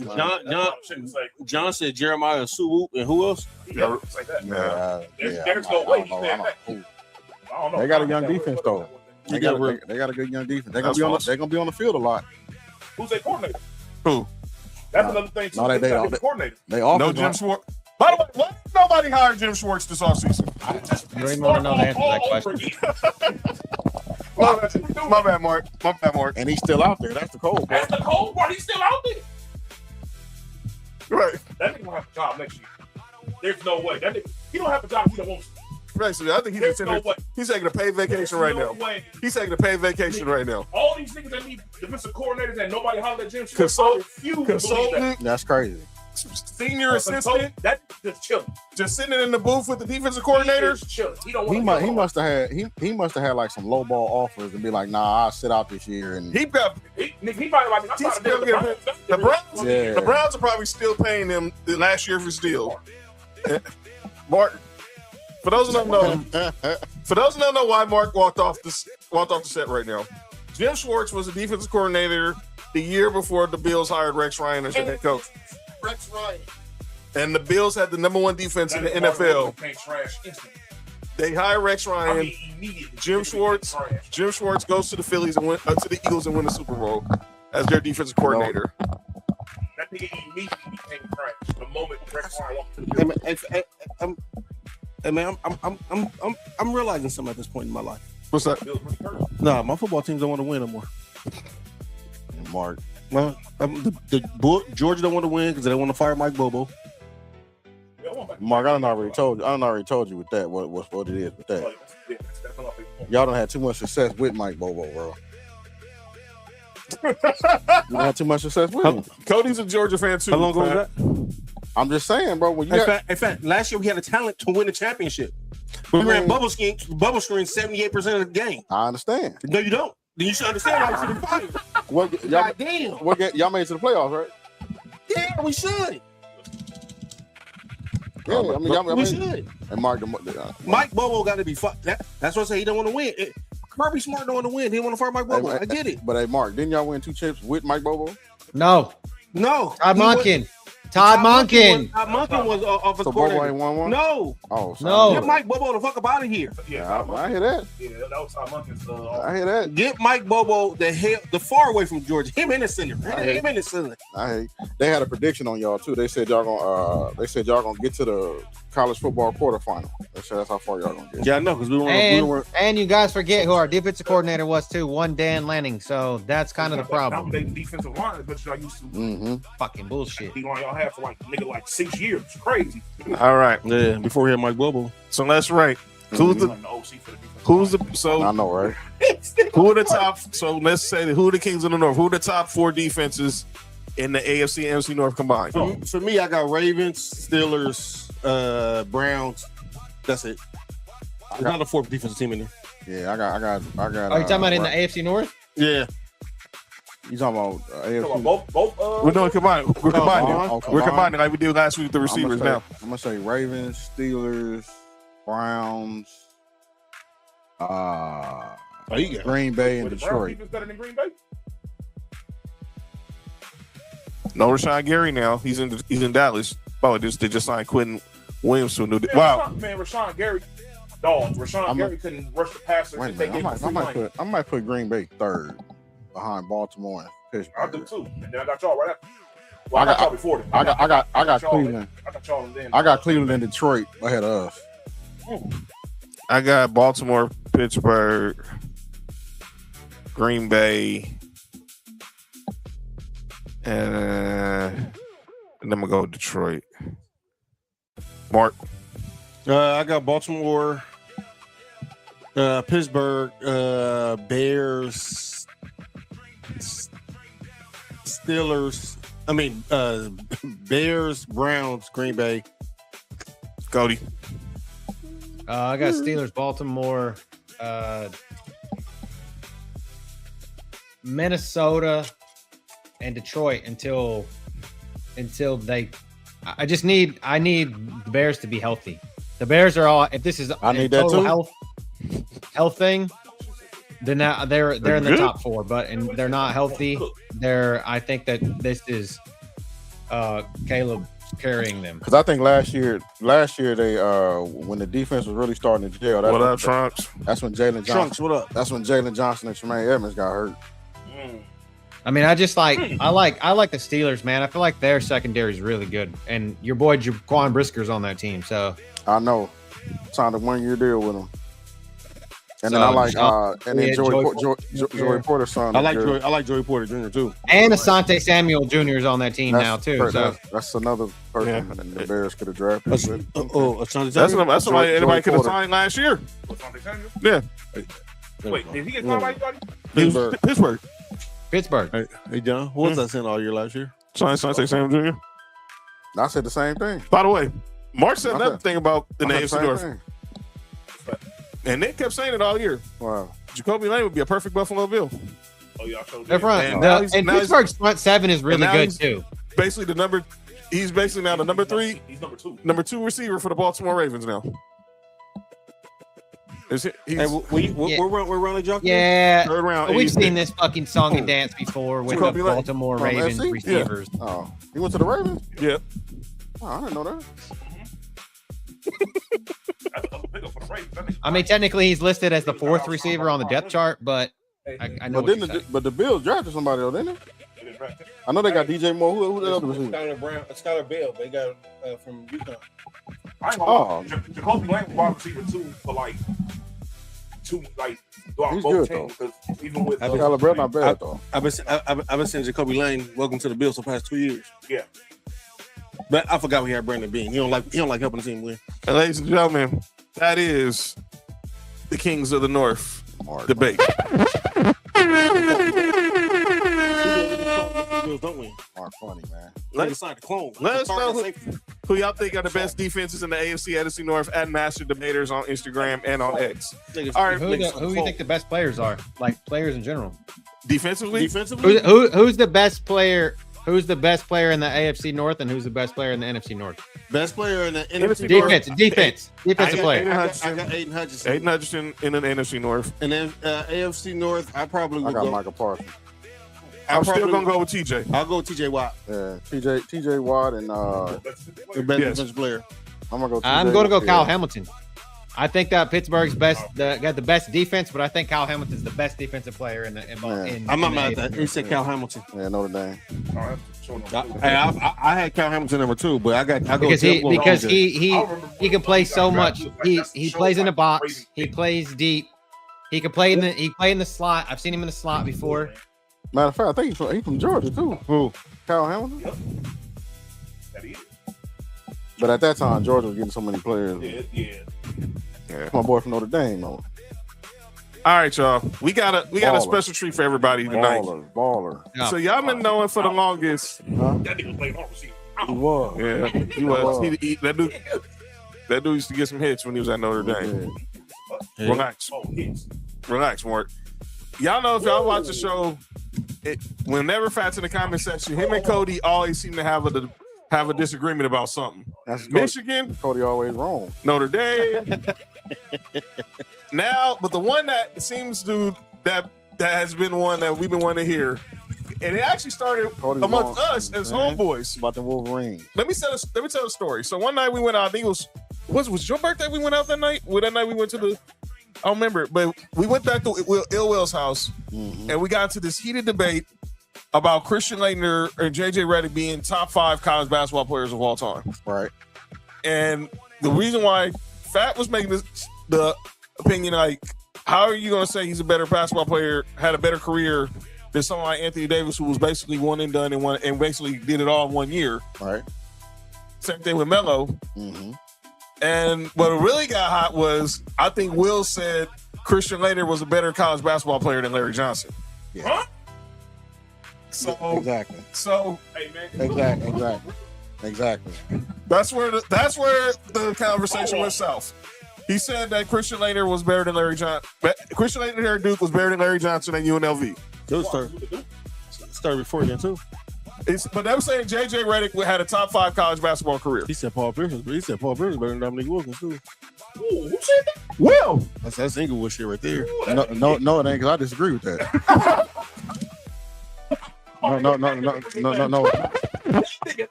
Hey, look, man, I ain't gonna lie. I'm Inglewood all day long. But that is a crazy take. Paul Pierce ain't better than Dominique Wilkins. No, it's not. You gotta get up out of here with that. All right. What, better 3-point shooter? That's what Yeah. Gerald. You know what I'm saying? Yeah. Damian Wilkins or something. Lenny Wilkins. Said Damian Martin. Lenny Wilkins. But here we go. Cody, Fat. Explain this reason. All right, Cody. Why do you have Christian Laettner as one of the greatest college basketball players of all time? 407 points in the NCAA tournament says enough. No, it don't. Come on, Fat. Dude, he played like 15 years in college. He got bound to have some record. In 1981 and 1982. That's it. That like those 407 points. Okay. And go ahead, man. Make your point about Christian Laettner. He said that. He said he got the most tournament 407 points, the most points in the NCAA tournament history. Let me tell you something about Larry Johnson. Christian Laettner's career stats at Duke are 16-6. Larry Johnson's career stats at UNLV is 21-11 on 63% shooting from the field. What are we talking about? What are we talking about? I agree with that, but I'm saying. And then his first 2 years at junior college, his freshman year, he averaged 22. The sophomore year, he averaged 29. What are we talking about? Well, basically, I look at it like this. Christian Laettner averaged 16-6 for his career. If Larry Johnson had 16-6, you're going to say he had a bad night or it was a blowout and he didn't play in the second half. Well, a lot of people have Christian Laettner higher because of the success Duke had. A lot of people have Christian Laettner higher because the Dukes are ESPN's darling, and you got people like Dan Patrick and Dick Vitale. Duke Vitale. Yeah, that's why. But no, it's the success. So we're not going. So when they bring the success up, right? Do anybody bring up the fact he had Grant Hill over there too? Well, and Bobby Early. The first 2 years he didn't have Grant Hill. Yes, he did. No, he didn't. Grant Hill came when he was a junior, right? A junior, right? Yeah, the first 2 years when they lost, they didn't have Grant Hill.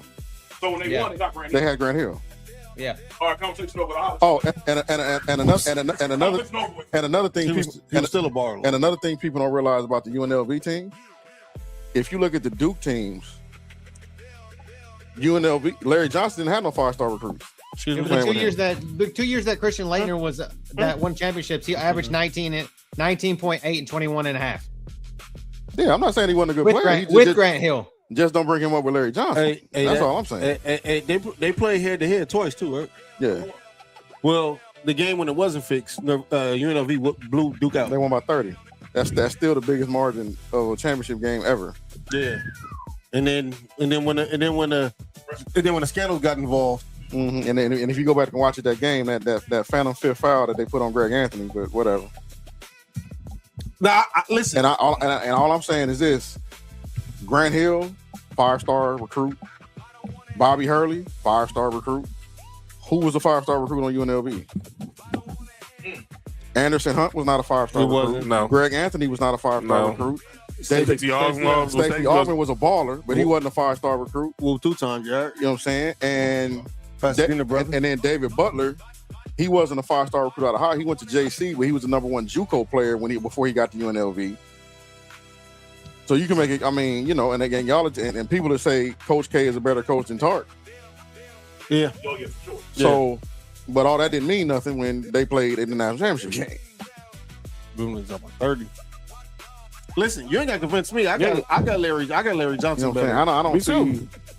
Yeah, I never understood. And I don't think it was really that close. It's not. It is really not. It's not that close. Larry had Grant Hill. I mean, bro, stop it. The dude averaged. Stop it. Now, I know people gonna say that was junior college and all that. Let Larry get because first of all, Larry wasn't even supposed to go to UNLV. Out of high school, he was a 5-star recruit. He was staying home in Texas. He was going to go to SMU, but he had a problem with the SAT score, so he was Prop 48. So that's how he ended up going to Odessa Junior College, where her freshman he averaged 22, and then sophomore he averaged 29. What are we talking about? So Trunks says, so he put up those numbers with 5-star recruits on this team? Who? 16-6. 16-6. No. That was his career. We're not gonna do that. His last 2 years, they won championship. He averaged 19 1 year, then 20. Yeah, he was a baller. 19.8, 21.5. And 21.5. He was a baller. But it's not a coincidence that he didn't win until Grant Hill got there. All right. Because with the year that UNLV beat them by like damn near 50, Grant Hill wasn't on that team. And the year before that, Grant Hill wasn't on that team. I know they probably lose by 25. Yeah, for sure. Because Stacey Augman is locking that up, but I don't know if he's locking Grant Hill up. He locking freshman. He the freshman Grant Hill. He locking up. I don't know if he's locking any Grant Hill up. No, he's locking freshman Grant Hill up. He's not locking Marcus. Grant He's Hill up. Marcus. Marcus. Stacey Augman. Marcus. I like Grant Hill. Here we go. Here we go. He's not locking Grant Hill. Mark. He's not locking Grant Hill up. Mark. Grant Hill. He might lock Grant Hill up. Damn. Mark. Grant Hill. Grant Hill was not Grant Hill. A healthy, active Grant Hill. There wasn't no point in Grant Hill lock. Mark. Grant Hill's getting locked up. Mark. Grant Hill. We see Pippen not lock this nigga up. What we talking about? Mark. I'm talking about a freshman Grant Hill. I'm not talking about Grant Hill with the Pistons. And he stepped on Duke. I'm talking about the 17. He stepped on Duke. It was the best. So Mark. So let me get this straight. 17-year-old Grant Hill ain't developed, ain't put on no body up, nothing. He's just gonna come in there and just run all over junior Stacey Augman. And let's say he's gonna run all over. It just wasn't gonna be no clamps. His will get his. Okay. I'm not gonna say clamp. I'm gonna just say Grant Hill wouldn't have been a factor. I'll say that. I'll say that. We talking about the same state. We talking about Stacey Augman at UNLV. I ain't talking about the Stacey Augman at the Atlanta Hawks. Well, I'm talking about Stacey Augman at UNLV. What are you talking about? UNLV Stacey Augman. Hey, how old was Kobe when Michael Cooper guarded? But that's Kobe though. He was 17. Wasn't figured out. But Kobe offensive game. Grant Hill offensive game ain't like Kobe's though. Have you Christian Laettner. Grant Hill lost twice without Christian Laettner. We're not gonna disrespect Kobe like that. Grant Hill lost. Cody, they hear you. Grant Hill lost twice without Christian Laettner. He did. He got to the championship games. And I'm a Duke fan. Corliss Williamson and fucking Scotty Thurman put it on him in '94. So wait a minute now. If Scotty Thurman don't hit that 3, Grant Hill wins 3 chips and 1 without Bobby Hurley and Christian Laettner. Ooh. So we could think, and I hate to say that because I hate Duke, but that year, when they moved Grant Hill to point guard, he was the. When they moved Grant Hill to point guard, What's going? What year was that? 96? 94. 94. Because he went to the draft that year, 94. The year when the league. The year after the Fab Five. That was 94. Grant That was 94. Hill, point guard. That's when they moved him. That's when they moved him to Grant Hill, point guard. Yeah, they moved. He was point forward that year. Oh my! Point four. Yep. Oh man, Grant Hill at point. Sometimes they get knocked out like, man, that shit get worse and worse every time I see the fucking. But he lost worse in than Gay Dog. 93 Relax. in the mid in the Never nowhere else. I never nowhere with else. Bobby Hurley. What happened? Yeah, that was when Jason Kidd beat him. Excuse me. What y'all saying now? That was Jason Kidd. What y'all saying about the guy to point guard? Is that? That was Jason Kidd beat Oh, him. when they had triple double. Huh? He did. Okay.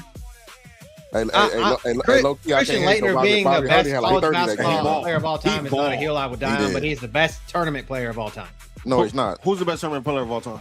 I can name a player that had a way better run than that. Wait, what do you say? Best tournament player? Okay.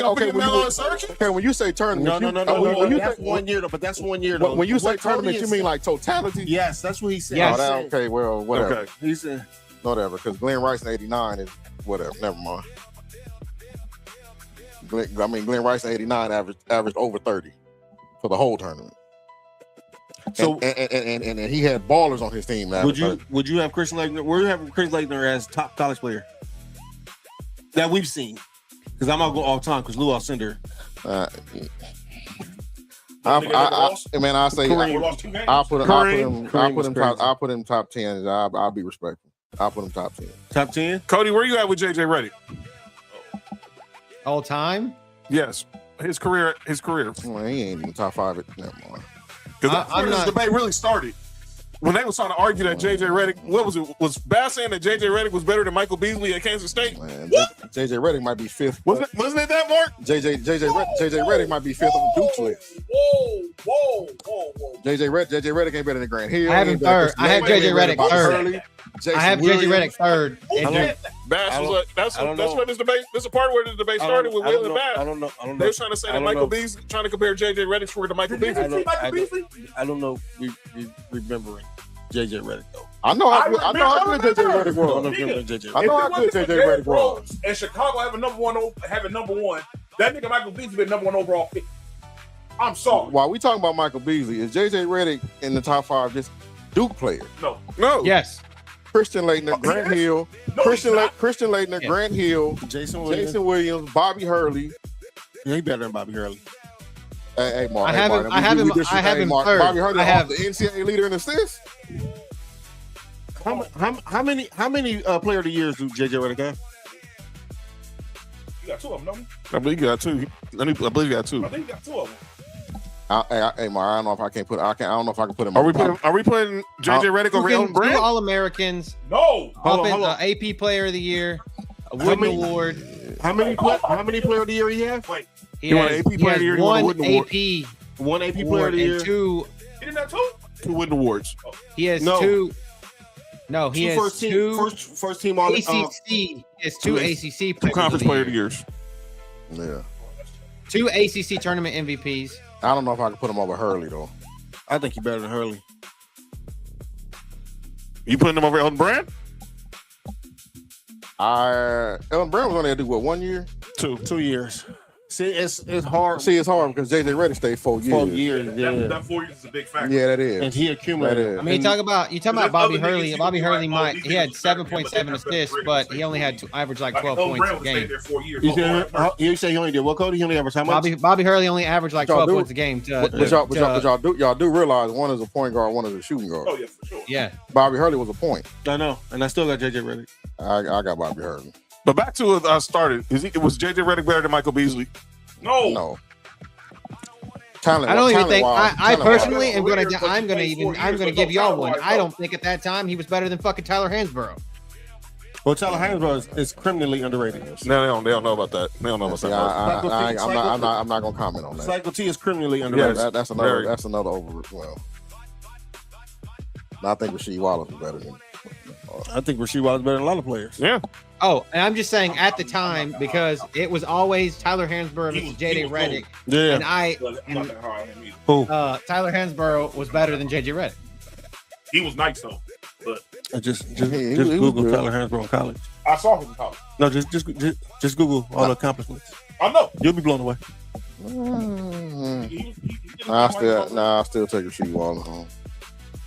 I take Rasheed Wallace over Tyler Hansborough every day. Sunday too. So I got fat here. I got another one I got to bring up that sparked a lot of debate in our group chat. Oh shit! Which one is that? The eighth. Who's the greatest point guard to ever come out of the Calipari system? Derrick Rose. Derrick Rose and John Wall.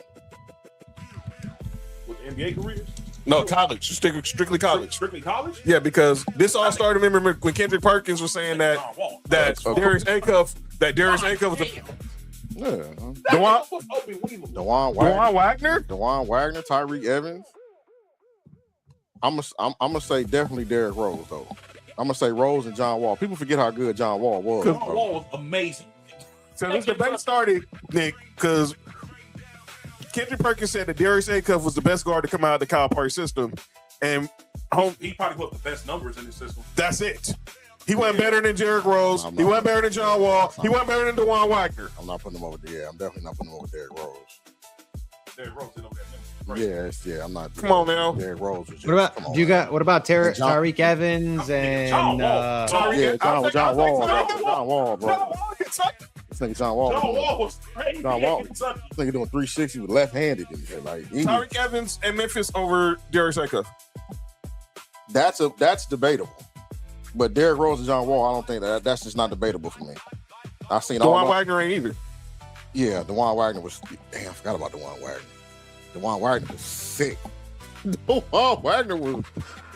Yeah, he was cold. Dewan Wagner was cold. We talking about post John Wall.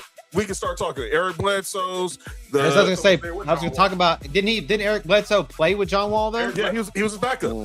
Eric Bledsoe was actually a top recruit. They got him over there, and he won't be their starter. But then John Wall committed. They was like, "All right, Eric Bledsoe, we holler at you later." And then they after John Wall, they got Brandon Knight. SGA, Devin Booker. Nigga, they had a lot of Tyrese Maxey was on. Devin Booker was on the bench. I'll say this: Darius Acuff was better than probably all them you just named. In college for sure. Yeah, I put him over all them you just named. But Derrick Rose, John Wall. Yeah. Well, he was. In college, yeah. College, yeah. Derrick Rose, no, bro. No, that was something different. John Wall was too before them injuries, because you seen what John Wall did with the Wizards and at Kentucky. Now he underachieved at Kentucky because I think him and Boogie. You got him and Boogie. Y'all should have went a little further than. I think Boogie blamed that on himself. Like, Yeah. He said like he wasn't like mature enough. Acuff nice though. He said he learned a lot from. Shout out to Boogie. He just does not John look Wall that tall in since he person. was Do y'all put when players have 1 year college up with like people who had like longer careers? That's the question. That's really the spark of the debate. That's the debate. How you gonna tell me Melo? How you gonna? Because you can do two things with that. Right. Because if the person that played 1 year and you do a person that played 4 years, that person that played 1 year, you can project. You know what I'm saying? You be like, well, what if this person stayed in college 3-4 years? What records would he have? Yeah, like we just did with Elton Brand. Because like Beasley was what, 28 and 11 or something like that. Durant was like 25 and 11. Melo said, "Okay, I'm fresh out of winning the national championship at Oak Hill. Then I'm on the national championship at Syracuse." Yep. With Melo, who was the four other starters on that team? Jerry McNamara. Exactly. They had Hakeem Ward that was he went. I know we think about Mark, that offense ran through Melo. No, Melo was the best on the team, but McNamara was his jumper was crazy. Yeah, he was. He was kind of like a Hakeem Ward. Ward was a very good complimentary. I'm not. He was a complimentary player. But I'm not saying that. No. Melo's easily the best player on that team, but I'm saying they had a good team around him. Melo said, "Give me the ball over here." At this, he sure did. He said, "I'm at this elbow right here." Right, every time. He said, "I'm at the elbow here." It's just hard for me to compare somebody who was in college for 1 year. Like it's hard for me to compare like a Melo or a Michael Beasley to somebody like a Tim Duncan or you know what I'm saying. It's hard for me to do that. Like I kind of stay away from that. Full careers. Yeah, I kind of stay away from that. Now, what if you add a nigga like Anthony Davis? That's where I was going to go. Because that's a nigga who did a lot. He did everything in 1 year. He was one and done. One and done. He did everything in 1 year. But the thing is, so did Michael Beasley. I'm not talking about winning championship. I don't care about that. I'm talking about the individual. So now the one and done, you got Beasley, Durant, Melo. I will compare them. Who's the best one and done player? One and done player, yeah. But it's hard to like compare them to like the people who got like 3 and 4 years. I would like the 1 and 2 year players. I can do that. All right. Then the 3 and 4 year players, I would do that. It seems like it's easier to compare. It's easy to compare to 3 and 4 because like some of them 1 and 2 niggas are so good they didn't need a 3 or 4 years. But that's what Fat always say. Because Fat would be like Michael Beasley. Like Michael Beasley didn't be there. Michael Beasley didn't even need the full 1 year. He could have won after the first month. Yeah. Really could have. Larry Johnson. That nigga was blocking. That nigga was like getting 4 blocks a game. Larry Johnson came out of JC. Larry Johnson didn't college either. Yeah, for sure. Larry Johnson came around at a time where everybody was going to college. Yeah. I said, I'm going to play with this gold tooth in my mouth. Yep. So I'm going to go through them with the part down the middle right here. All right. Final debate before we get to calling out names. And I have to do it. Oh, Lord. Here comes some bullshit. Cody, why the heck do y'all beef so much over Notre Dame? Because Cody's a hater. No, we got another Notre Dame hater in here, too. Well, he understands why. I'm a USC fan. It makes a lot of sense. He's SC, so I get that. Cody's just a Notre Dame. He's just a hater. Why do y'all beef so much over Notre Dame? He's a hater. I hate white people. That's why. He don't know. He don't know. He don't know.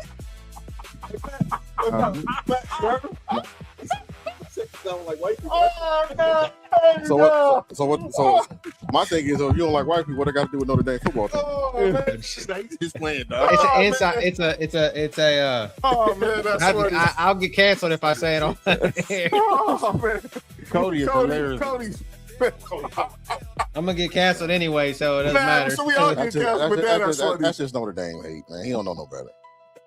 No, I grew up in you forget, Fat, that I'm originally from Arkansas, so I had to grow up in the Lou Holtz fucking dick riding. Let me stop you right there. Oh, so I love Lou Holtz, but at the same time, like I feel like he's okay. I was getting ready to say because remember Lou Holtz used to coach at Arkansas. Yeah, I was getting ready to say okay. But like he's like anybody that's attached to the University of Arkansas and you live there, you're supposed to like just milk them, and I don't, and I feel like that's part of the reason. And they also have like this second love for the place, and I hate it. That's just part of the thing. I hate it. I've always hated it, and I've just never put stock in Notre Dame because I always felt like they were a team of chokers. They always were choking, like when the Brady Quinns of the world. Chokers. I don't think Brady Quinn was a choker. I mean, okay. Lou Holtz definitely didn't choke at Notre Dame. So, I mean, I don't think Brady Quinn was a choker because when Brady Quinn got to Notre Dame didn't have the same expectations they had when they was Lou Holtz. Notre Dame's always had expectations. You got to think that they're the only independent team, and any kind of intellectual property. That's not true. I'm saying the Tyrone Willingham years, we didn't have them expectations. I used to say, get rid of Tyrone Willingham, we didn't have them expectations. Like literally in any athletic NCAA merchandise, Notre Dame stamp is on there. So you're going to have expectations. Tyrone Willingham had a good first year at Notre Dame. I think he went like 9-2, and everything after that was downhill. Brady Quinn was the quarterback when Willingham was there. When Tyrone Willingham was there, Carlisle Holiday was a quarterback. When did Brady Quinn came with Charlie Weiss? I think that's when the hype started again, dog. Brady Quinn. That's what Cody was saying. Brady Quinn's junior season. He was going crazy. He was junior season. Notre Dame was preseason number 2. I'm about to say he was a Heisman finalist to start the season, right? Yeah, to start the season. But his first 2 years, Notre Dame didn't have those expectations like that. What year was that? 07? That was Tebow. Nigga, it wasn't nobody going. That's 2003 was when Brady Quinn got there with Tyrone Willingham. 2003. He was a freshman. Yeah, he was a freshman. Yeah, but I'm telling you, Brady Quinn took off once we got Charlie Weiss. That's when Brady Quinn numbers. And then who came after Brady Quinn? Jimmy Clausen. Oh yeah, y'all also have, y'all also having quarterbacks. They're like coming in. I'm not saying how they perform there. I'm saying like the expectations coming in. People forget. People forget. Matt, are you the same age as? Are y'all all the same age, John? Yeah, it's not the same age. We're older than Mark. He's 2 years older than me. We're all around the same age. We're all around the same age. Okay, We're so you got to think. I'm what 4 years younger than you guys? Yeah. So I was in high school playing ball when this Notre Dame team that I hate the most was. Oh yeah. I have the same most disdain for Ohio State. It is just because I just happened to bring up Notre Dame because that just happens to be there. But I hate them both equally because of. I don't get to Notre Dame. He just told you. What Notre Dame do to Cody? He just said that. He said they were always put on a pedestal, and I just hate it. I always hate they were on a pedestal. Hey, just like we Notre Dame, and everybody else ain't. We can't control that. You know what I'm saying? All right. We tried to join the conference. They said no. So what you want us to do? We're gonna continue this. Hold on. Wait, John. Before we get out of here, go ahead. Cody, Nick, you can hear me. Fat John, what's the best college team y'all have ever seen? Me? Mm-hmm. NFL. Best college team I ever saw. Best college team I ever seen. Football, yeah. 97 Michigan with Charles Woodson. Without 97 Michigan without being biased. And then it's 2000 Florida State with Peter Ward. But I know some biasness coming. I know some biasness. It sure is some biasness coming. Oh, nigga, what the fuck? Yeah, I know. I snapped that. What? No, see what we did to Oklahoma, nigga? Oh, I didn't even ask. Nigga, I'm saying, what year? Nigga, 88 Notre Dame, 93 Florida State. All them teams was nice. 2000 Florida State. Yep. 2009. My bias is obviously 98 Tennessee. I can't put Miami up there. Yeah, fuck them. Even nice as fuck. Yeah, even though that 2001 Miami team was, Jesus Christ. So I was going to go mine's the 2001 Miami team. I know. I'm not going to lie to you. Me being a Florida State fan, I'll never put Miami nothing. Miami. How are you a Florida State fan and a Notre Dame fan? I want to know that fucking. It's real simple. It's not as complicated as you might think. Niggas that went to the NFL that was on that. You know what I'm saying? I've been a Notre Dame. I was a Notre Dame fan at 6, and in 1992 was when I started being a Florida State fan because of Bobby Bowden. When they play each other, I'm not a Florida State fan. When they played each other in 93, the game of the century, I love Charlie Ward and Derrick Brooks and Warwick Dunn, but not that Saturday. He's telling the truth. Not that I've asked this nigga many times. Even when Florida State and Notre Dame plays, it's not even a question. It ain't. It's not. It's not. And JoJo say no, you can. She likes Miami, so. Okay, well, sugar cane. For me, for me, there you go. For me. Oh, matter of who you say? Who was that like Miami? JoJo. Be here November 7th.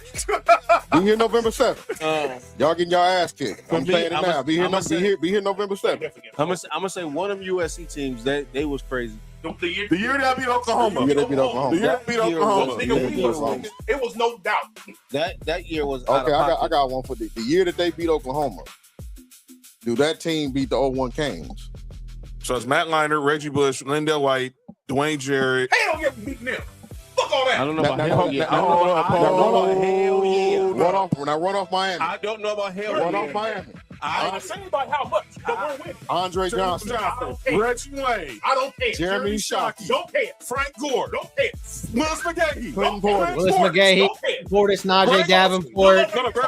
Now.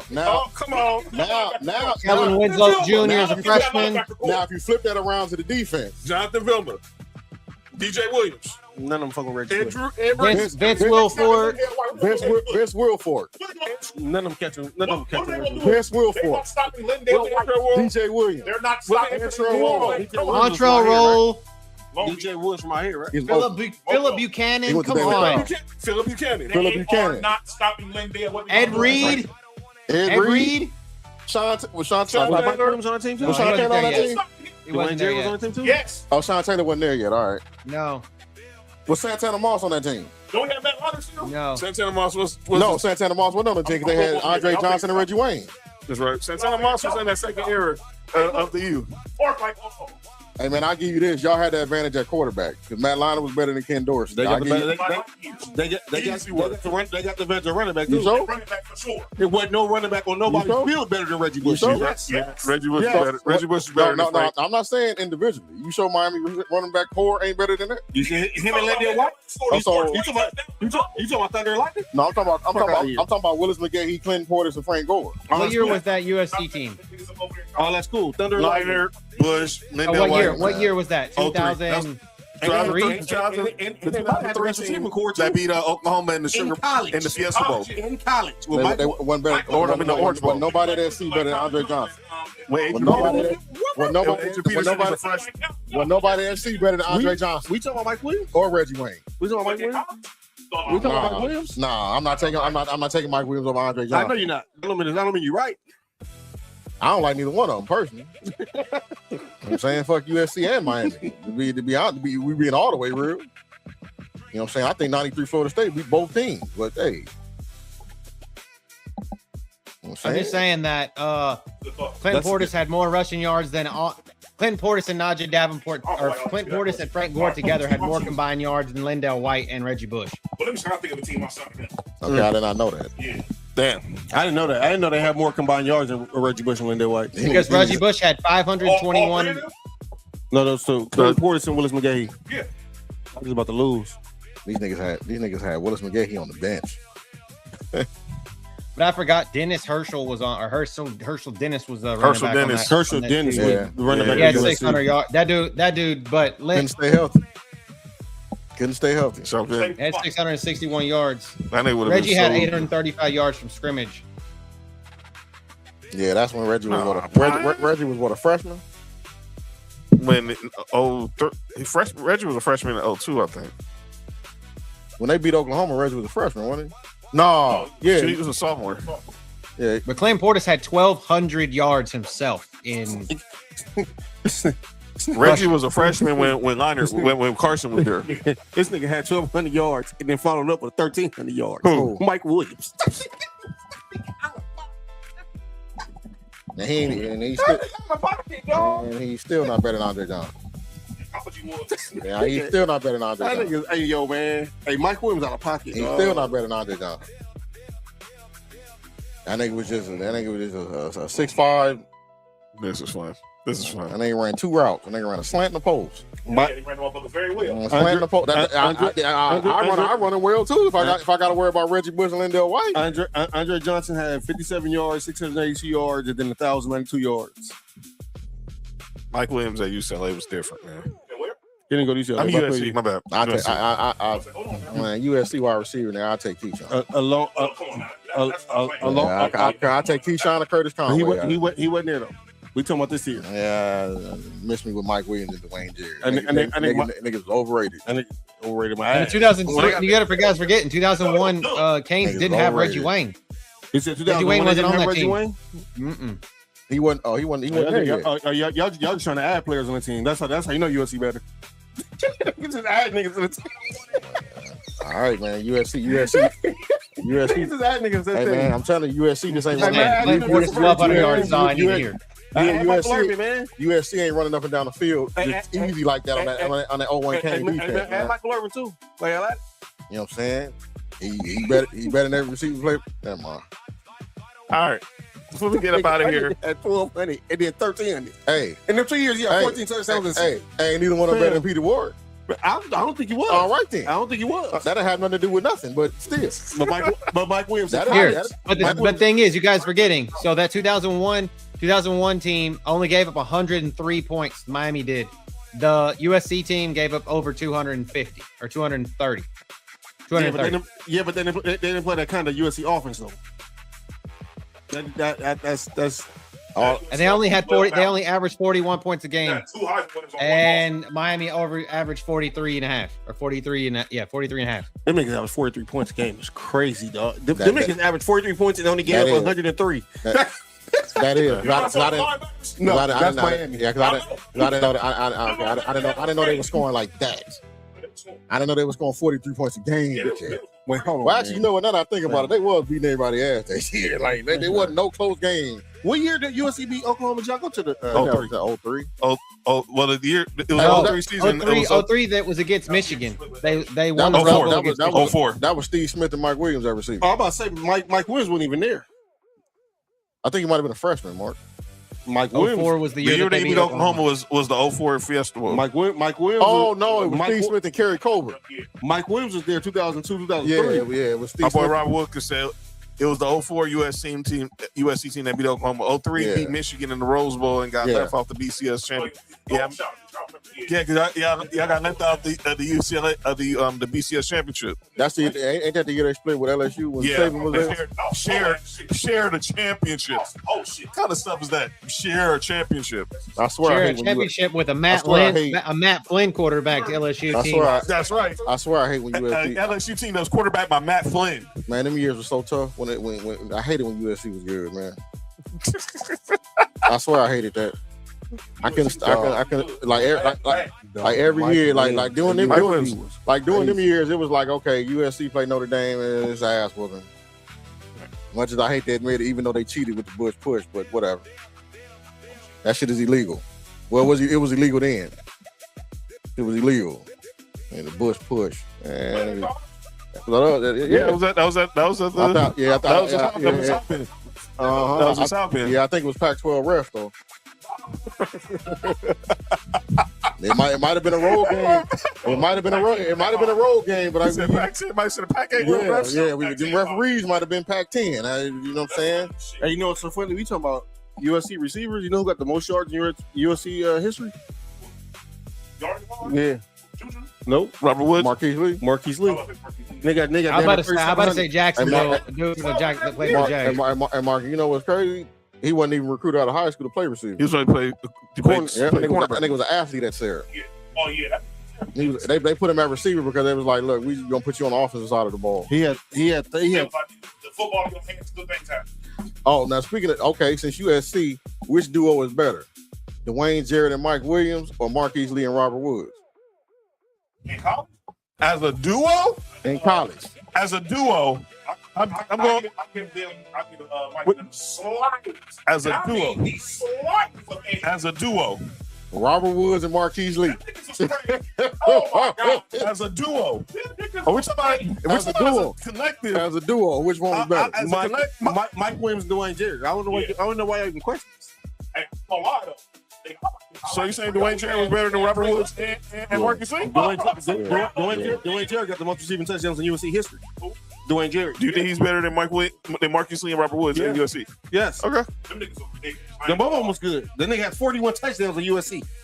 Dwayne Jarrett. 41 touchdowns. Hey, Mark, Dwayne Jarrett. He was a touchdown machine. Better than Robert Woods, though. By much. You want to run one route. Who was throwing to them at that point? Matt Leinart. Oh, you talking about Marquise Lee? Was that Barkley or was that That was Barkley and Kessler? Who was that dude they drafted? John Davis. No, it was. You talking about with Robert Woods and Marquise Lee? It was Matt Barkley. Wasn't that Mitch Mustaine? It was Matt Barkley, Cody Kessler, because they both went in the draft and.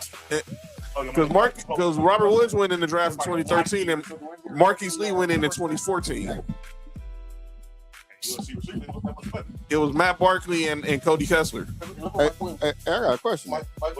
You know, if all them USC receivers had all them stats, why we put Keyshawn over all of them? I don't know why I picked Keyshawn over all of them. Y'all like Keyshawn more? Because Keyshawn was number one overall. Y'all like Keyshawn more? That brings up what Keyshawn did in the Rose Bowl. Well, it's because Keyshawn is a LA nigga too. So and Keyshawn didn't have no time on the quarterbacks neither, putting up the numbers. Even in the pro. Yeah, he you know. The quarterback he had was Brad Johnson. Now the one thing I will say about Keyshawn when he started talking about the pros though, he do think he a little better than what he was though. I'm like, Keyshawn, you wasn't that. You was an average possession receiver, bro. You wasn't in no Chris Carter, Terrell Owens. You know what I'm saying? You wasn't in that kind of class now. it's low-key like you. I think we just forgot. We got what? I just saw some shit that it's not slight no more. It's definitely like This thing, Mike Williams, 11th in USC at yards and played there 2 years. He can play 2 years at USC.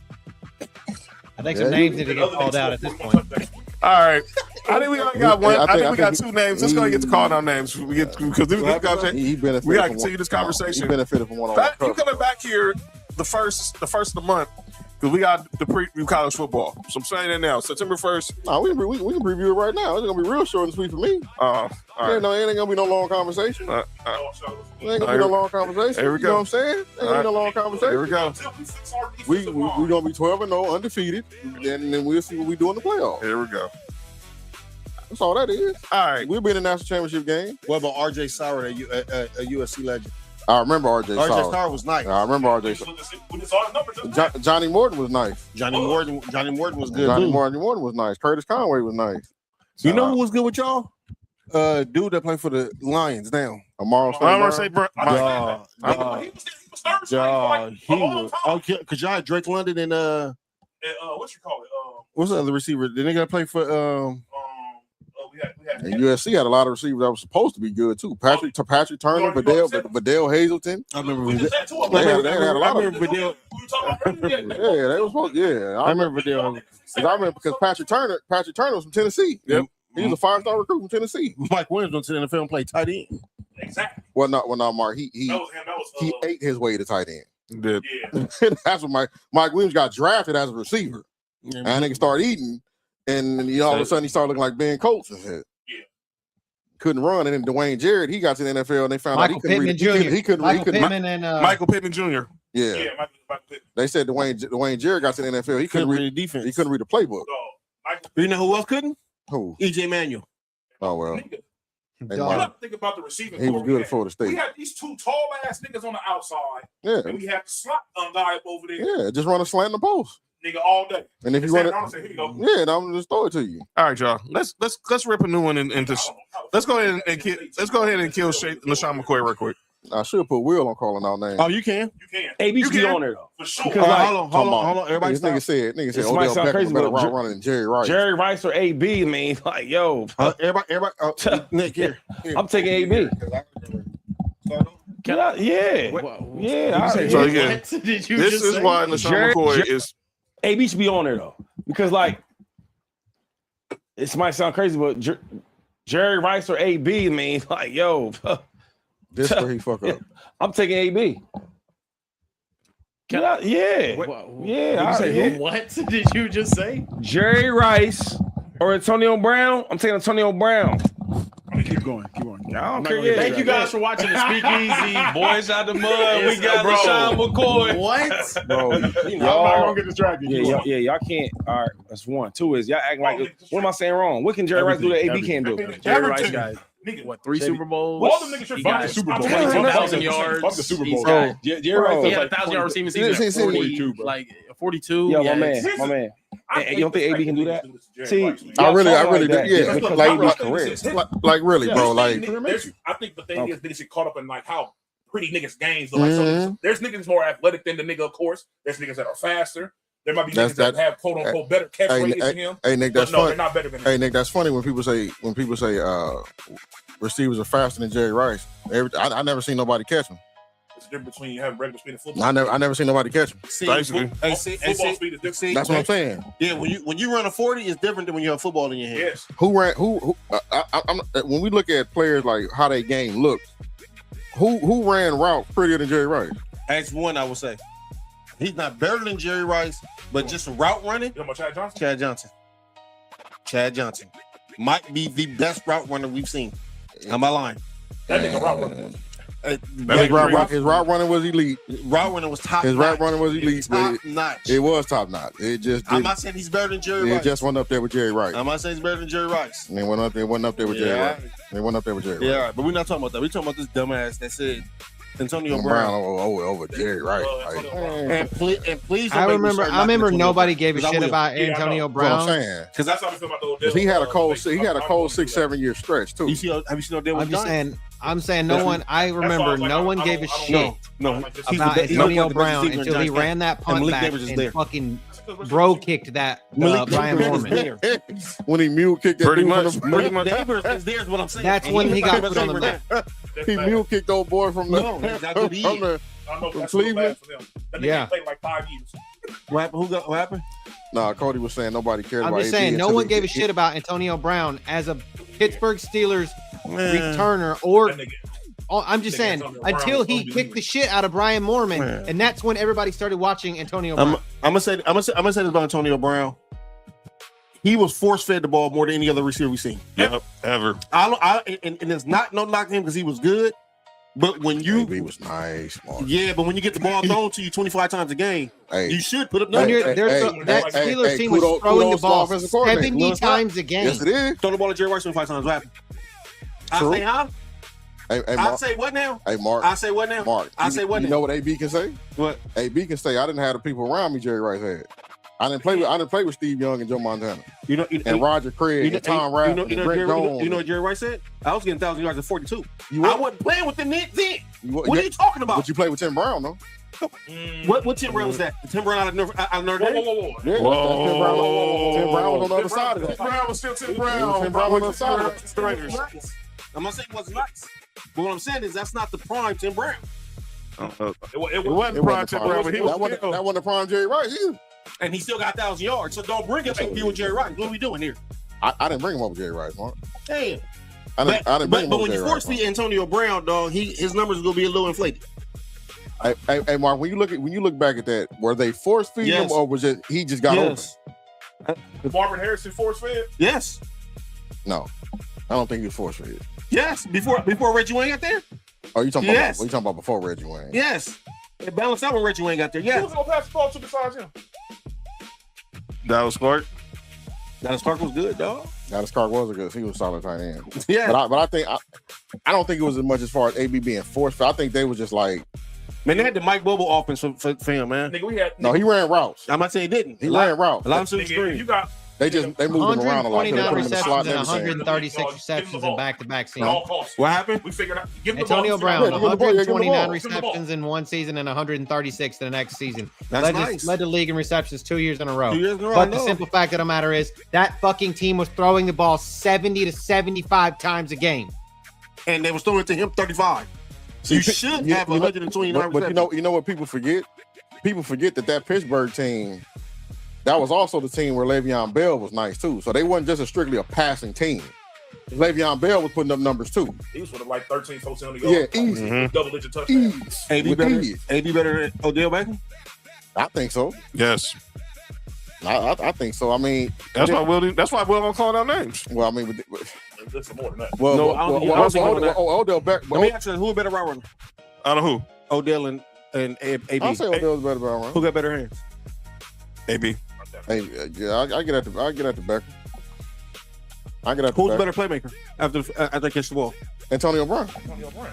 Better, He better. he has more All right. he has more all-time YAC yards than Odell Beckham. He probably played. How many more healthy years did he have? That's not Antonio Brown's fault that Odell Beckham got hurt.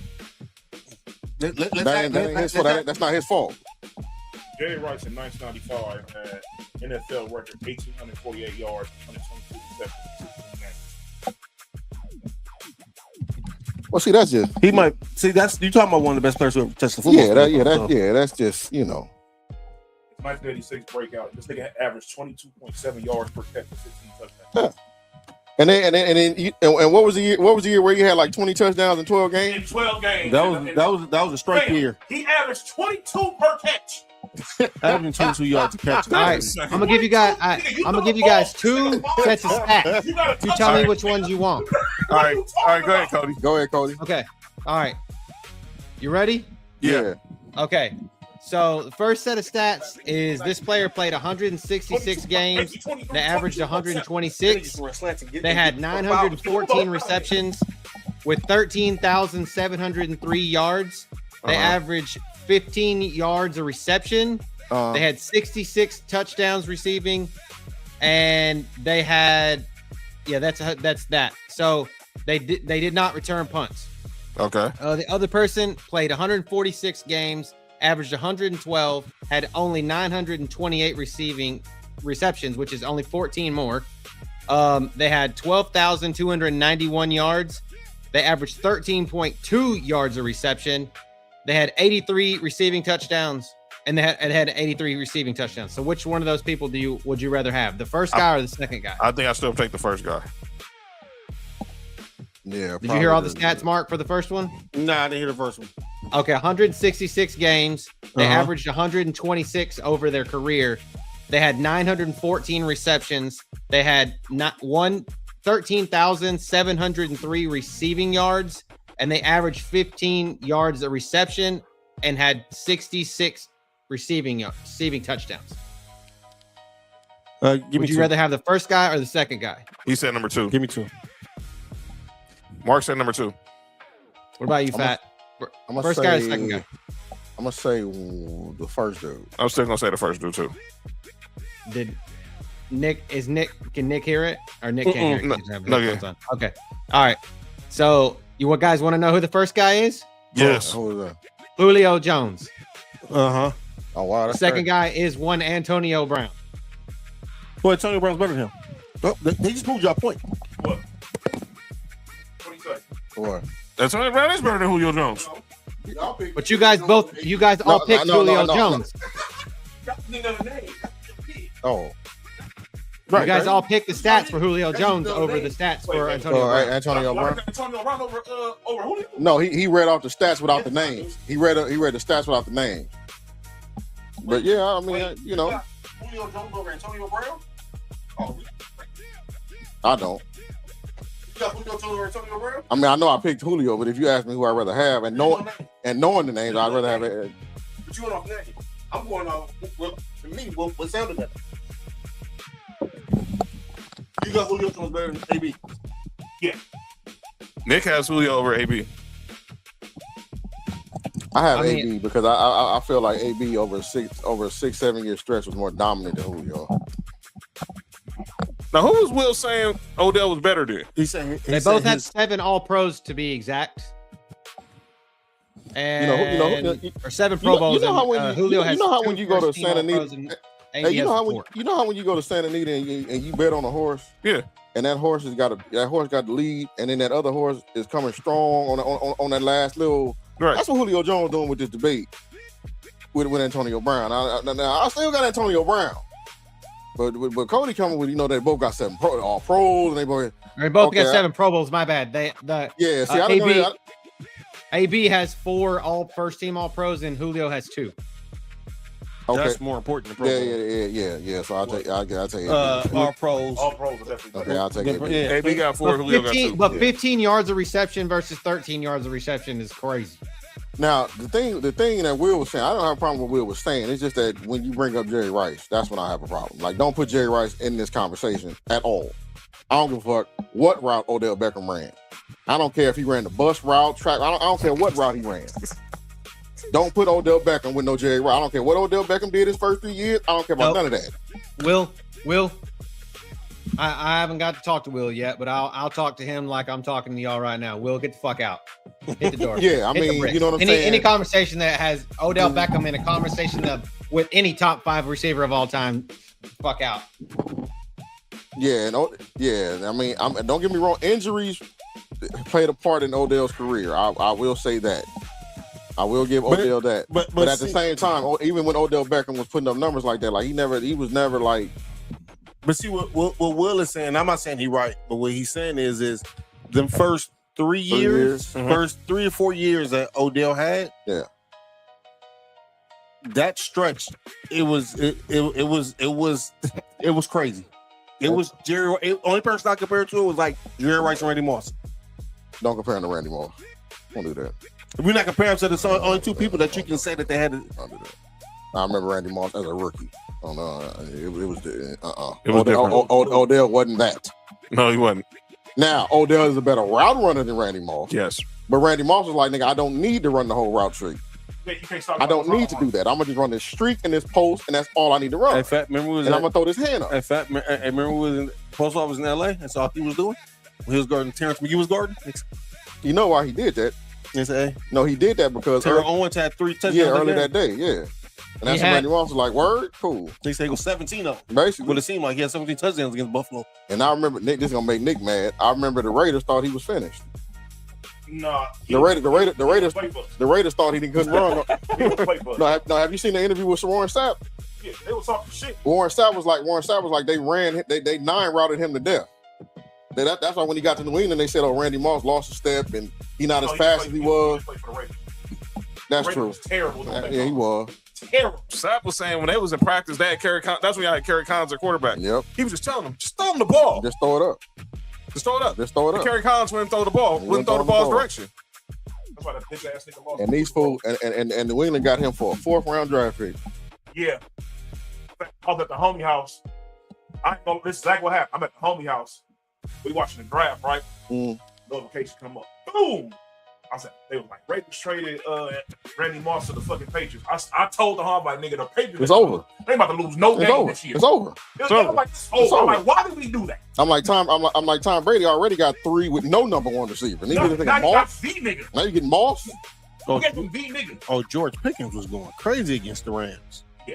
Nigga, now imagine if they would have kept that nigga with that nigga for more than basically a year and a half. Practice. Yep.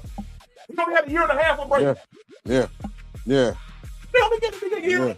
Nigga, you won 16 games. You went basically undefeated until you lost in the Super Bowl with this nigga. And you want to get this nigga 1 more full year with Brady? I don't know what happened with that one. And mind you, even the Super Bowl against the Giants, that nigga was going crazy. When they walked off the field, they had to leave. They had to leave. I'm at him in Vegas. Which kind of sound like, Bub?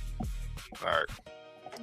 Here's Cody's. I want to play Cody, the person Cody had calling our names, and then we're going to get up out of here. Who Cody got him calling our names? This chick who basically said it's Tanya Ray Fox from FS1 about the pressure on Jalen Hurts and Lamar Jackson to win a Super Bowl over other quarterbacks. To some degree, I'll give them this. What's the pressure for him? Jalen Hurts and Lamar Jackson probably are under the most pressure in the NFL in 2026 because of racism. Is that what we're? You got more than Marino. If you want to write that article, write that article. That's it. Like, so if you're saying they're under the most pressure because we live in a very racist society where black quarterbacks are held to a standard that nobody could possibly meet, while Justin Herbert can just throw off his insufficiencies at any turn. Tanya, these 2 quarterbacks are guilty of one thing: quarterbacking while being black. Yeah. That's literally it. That's why they're always up with the most pressure, despite being the most overqualified. I'm going to tell you something else. It's not just QWB. It's not just quarterbacking while black. It's quarterbacking while black and not apologizing, not kowtowing to the media desire to see some weird frustration of gratitude. All right. Go ahead, Cody. I was trying to get triggered. Go ahead, Cody. So basically, and the more and more I listen to this, I think I understand what she's trying to say, but she's not doing a very good job of it. And I don't think homie, the bald dude, is doing. That's Cody Decker from the Fan. So did a bad disservice. Can we not make this a racial thing?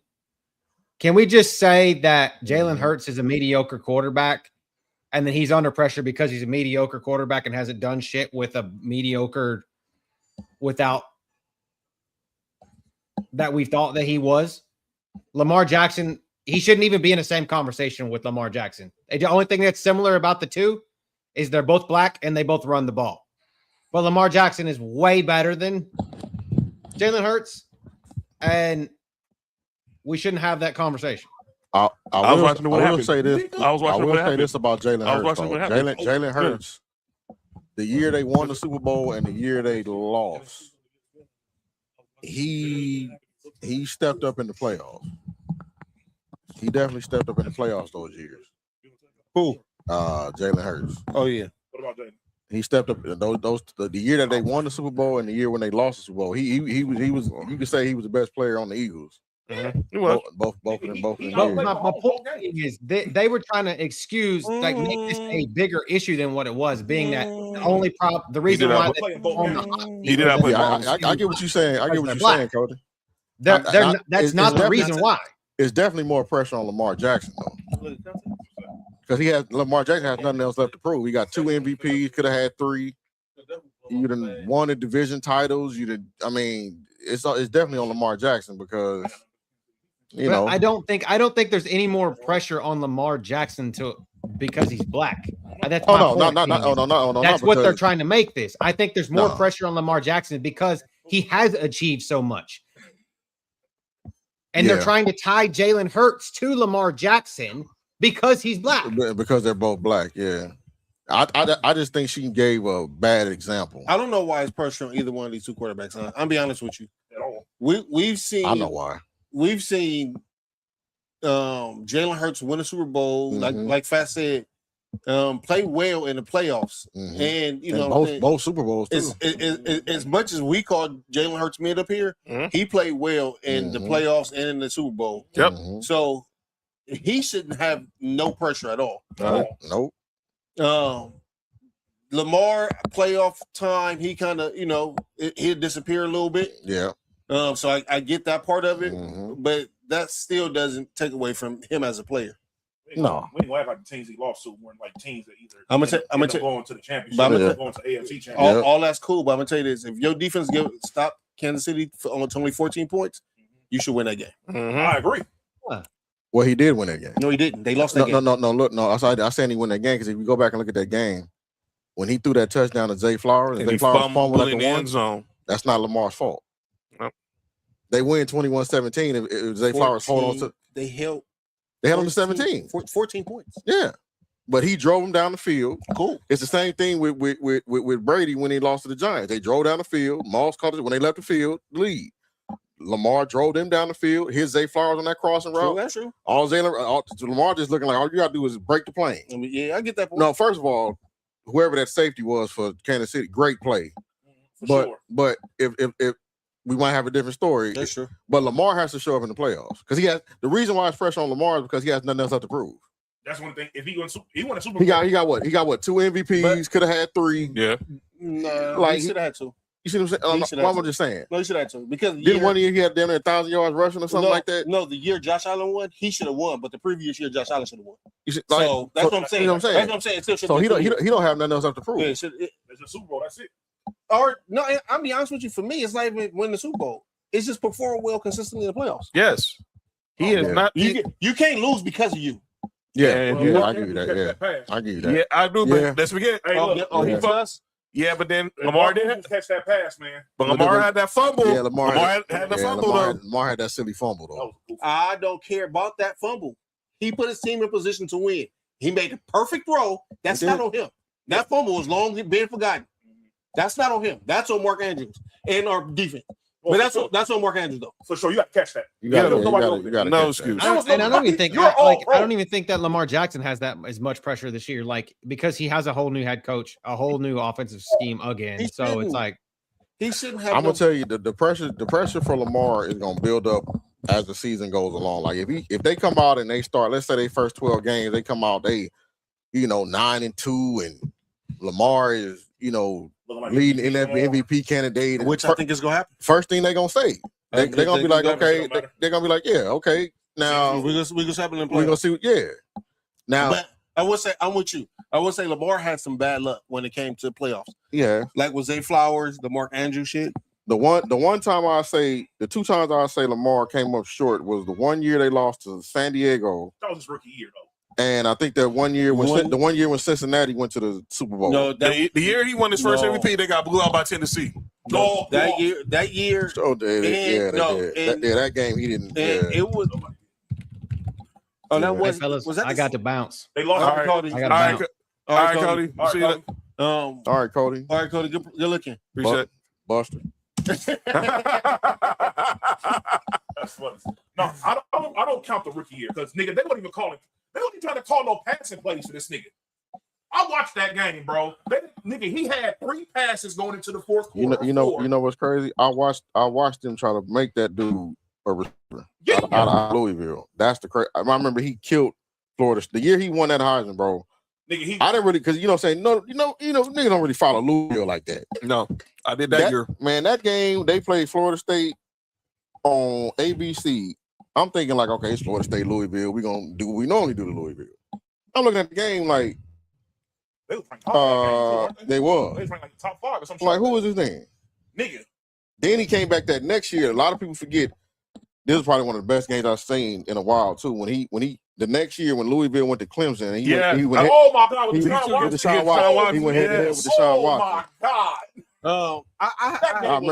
I remember that game. I don't like how people talk about Lamar. I think Lamar is top tier quarter. I think right now the quarterback play that we have in NFL now, dog, is excellent. Yeah, it is. We have what we have, dog, and it's just unfortunate because it's one quarterback that just keep winning the Super Bowl. Yeah. You know what's even crazier? That our defense keep letting them. Like there's between that time, you could make a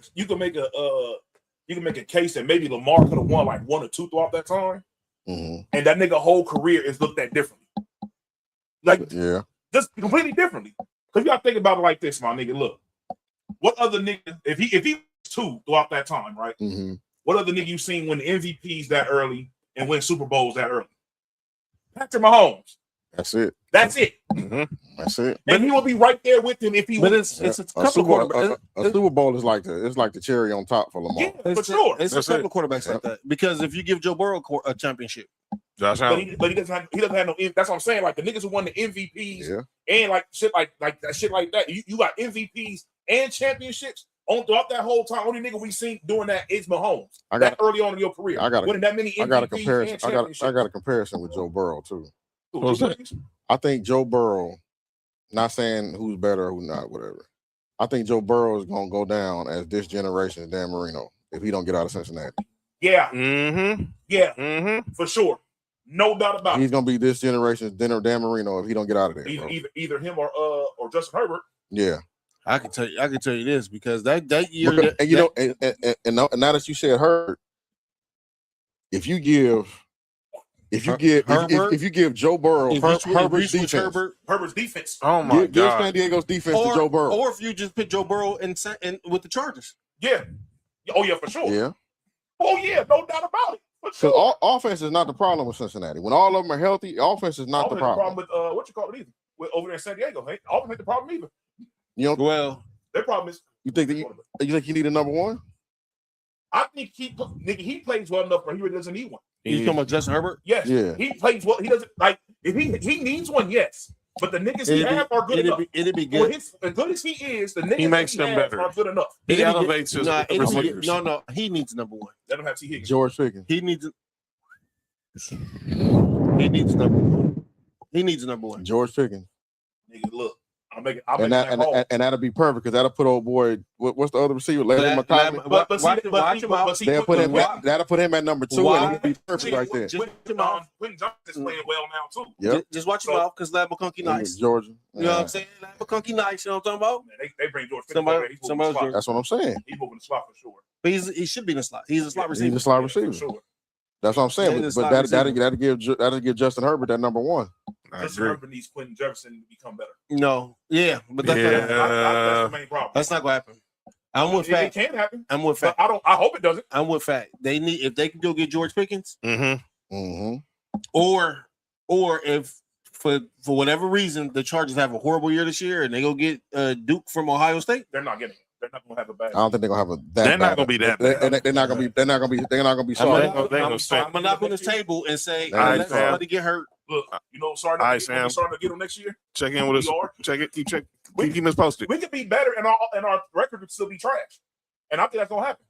Our schedule is rough, and we can be better than we were last year, and still probably win about 5 games. I just seen a dude on Instagram on a podcast. I think it was it Vajay Villamila?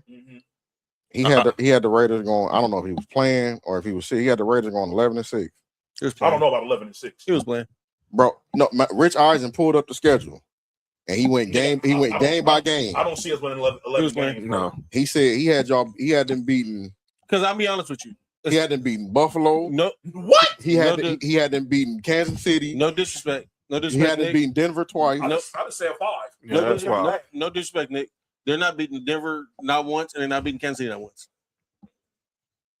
They normally sneak one in there. That one's gonna be against the Chargers. They ain't gonna be against them too. Like I said, in a perfect world, I'm hoping that the Raiders don't be good when the trade deadline, and they finally trade Max Crosby, take the muzzle and take the. Well, then again, it don't matter if they do that because if Ryan Poles don't do his thing on the other end, it don't matter what the Raiders do. So, I think Max Crosby is like he's accepted the fact he's gonna be a Raider. I think that fair little situation, right, make that nigga be like, sometimes the grass ain't green. It happens like that sometimes. That's true. Don't get me wrong. That's if we trade that nigga, we getting some good assets back. That's true. That's a great play, but it's the draft is good as it is next year. But you feel what I'm saying? How many?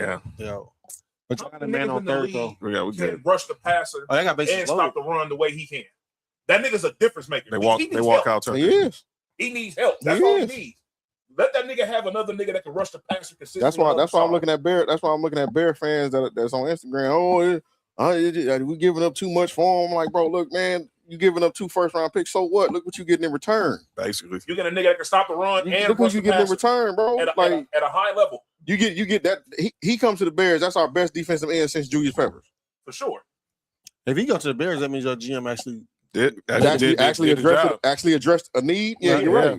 But they addressed the need before. They just haven't addressed the end need. Mark, he hasn't addressed the biggest need. We also got Sweat. We still got Sweat. They waiting on Austin Booker to come through. But I'm just saying, bro, you get Max Crosby. Now Sweat is your second end. Now he don't see double teams no more. Nope. You see what I'm saying? Now you got to account where's Max Crosby at. Mm-hmm. Now, as much as I like Montez Sweat, you don't have to account for him like that. Nope, makes his job a lot easier. That's what I'm saying. You just be like, man, that's their best double him. That's their best D lineman. Ain't nobody else gonna win this one-on-one over here. So, you got players y'all can double? I mean, look, all I'm saying is this. I just think Josh Sweat is more of a complimentary DN. For sure. Than you know what I'm saying? Basically, look, you got a nigga that run what? That nigga run a 4-4? Mm-hmm. Come on, man. Mm-hmm. I need Quiddy Pay to just be a consistent rush on the other side to help Max. That's all I'm looking for because our defensive tackle situation is still sus unless we make the trade to get Vita Vea over there.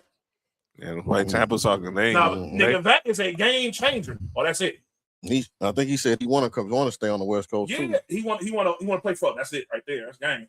He want to play for what? He want to play for a California team or the Raiders.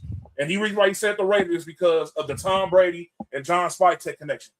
And you may not give up a second round. You give up 2/3 to get that nigga. Mm-hmm. Hey man, listen, man. I'll take that DN from Arizona. Hey, listen, man. The other Sweat. He want to be traded. That nigga's nice. He had 12 and a half sacks last year. Yeah. He wants to be traded. Hey man, before to end this, I'm glad y'all got GMs who make your team better. Yeah. I have a GM that he's okay with being okay. No, he don't. He addresses every need except the most glaring one. So that's more than except the most glaring need. That's what I got. Well, you got to give the nigga some time because that nigga finally addressed the offensive line situation. He did. And it took him a long time, so you got to put that in the factor. I was hoping to address needs. That need. That's cool. Yeah, I mean, cool. He just haven't been addressed. That's cool. You haven't just the one you and see the reason why it's magnified is because when you see Green Bay go get Micah Parsons, you see Baltimore go get Trey Hendrickson, you see this DN, you see Myles Garrett go to the Rams get Myles Garrett. You like Ryan Poles. Or at the very least, you seen the Cowboys nigga getting defensive tackles like a motherfucker. That's what I'm saying. They got two even them. You see them last year at the trade deadline. They went and go get Quinn Williams. I'm like Ryan Poles. And they had to go Kenny Clark. That's what I'm saying. That's crazy. I'm like Ryan Poles. Dog. What we doing? Why we didn't try to get Micah? Why did the Cowboys try to give more to get Max Crosby? You put Max Crosby back there. Go ahead, Mark. You know what Buffalo did? What? Signed a clone.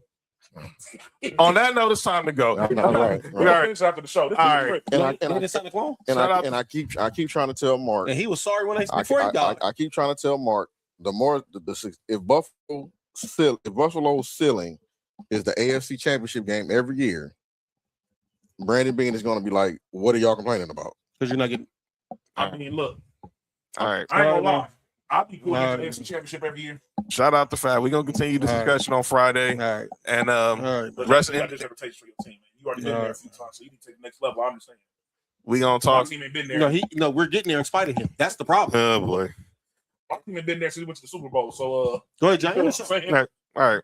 We're gonna talk the rest of the NBA schedule on Friday. Next week, AFC, NFC South. We're going to talk quarterbacks next week. Shout out to Fat, shout out to Cody, and we'll see y'all on Friday. Make sure y'all hit that subscribe button on YouTube for Sports for You, Ballers and Briefs. Follow us on X and Instagram at Master Debaters, and let us know who y'all think are the best defenses is in the AFC West. Get that stupid barcode off my screen, Nessa and JoJo. Don't you start that. All right. Don't you start that. All right. We will see y'all Friday. This has been Master Debaters. Shout out to Cody. This is John. You crazy. And that's Mark. That's Nick. That's Fat. And this is Peace. This ain't that, that gay ass USC shit. It's Peace.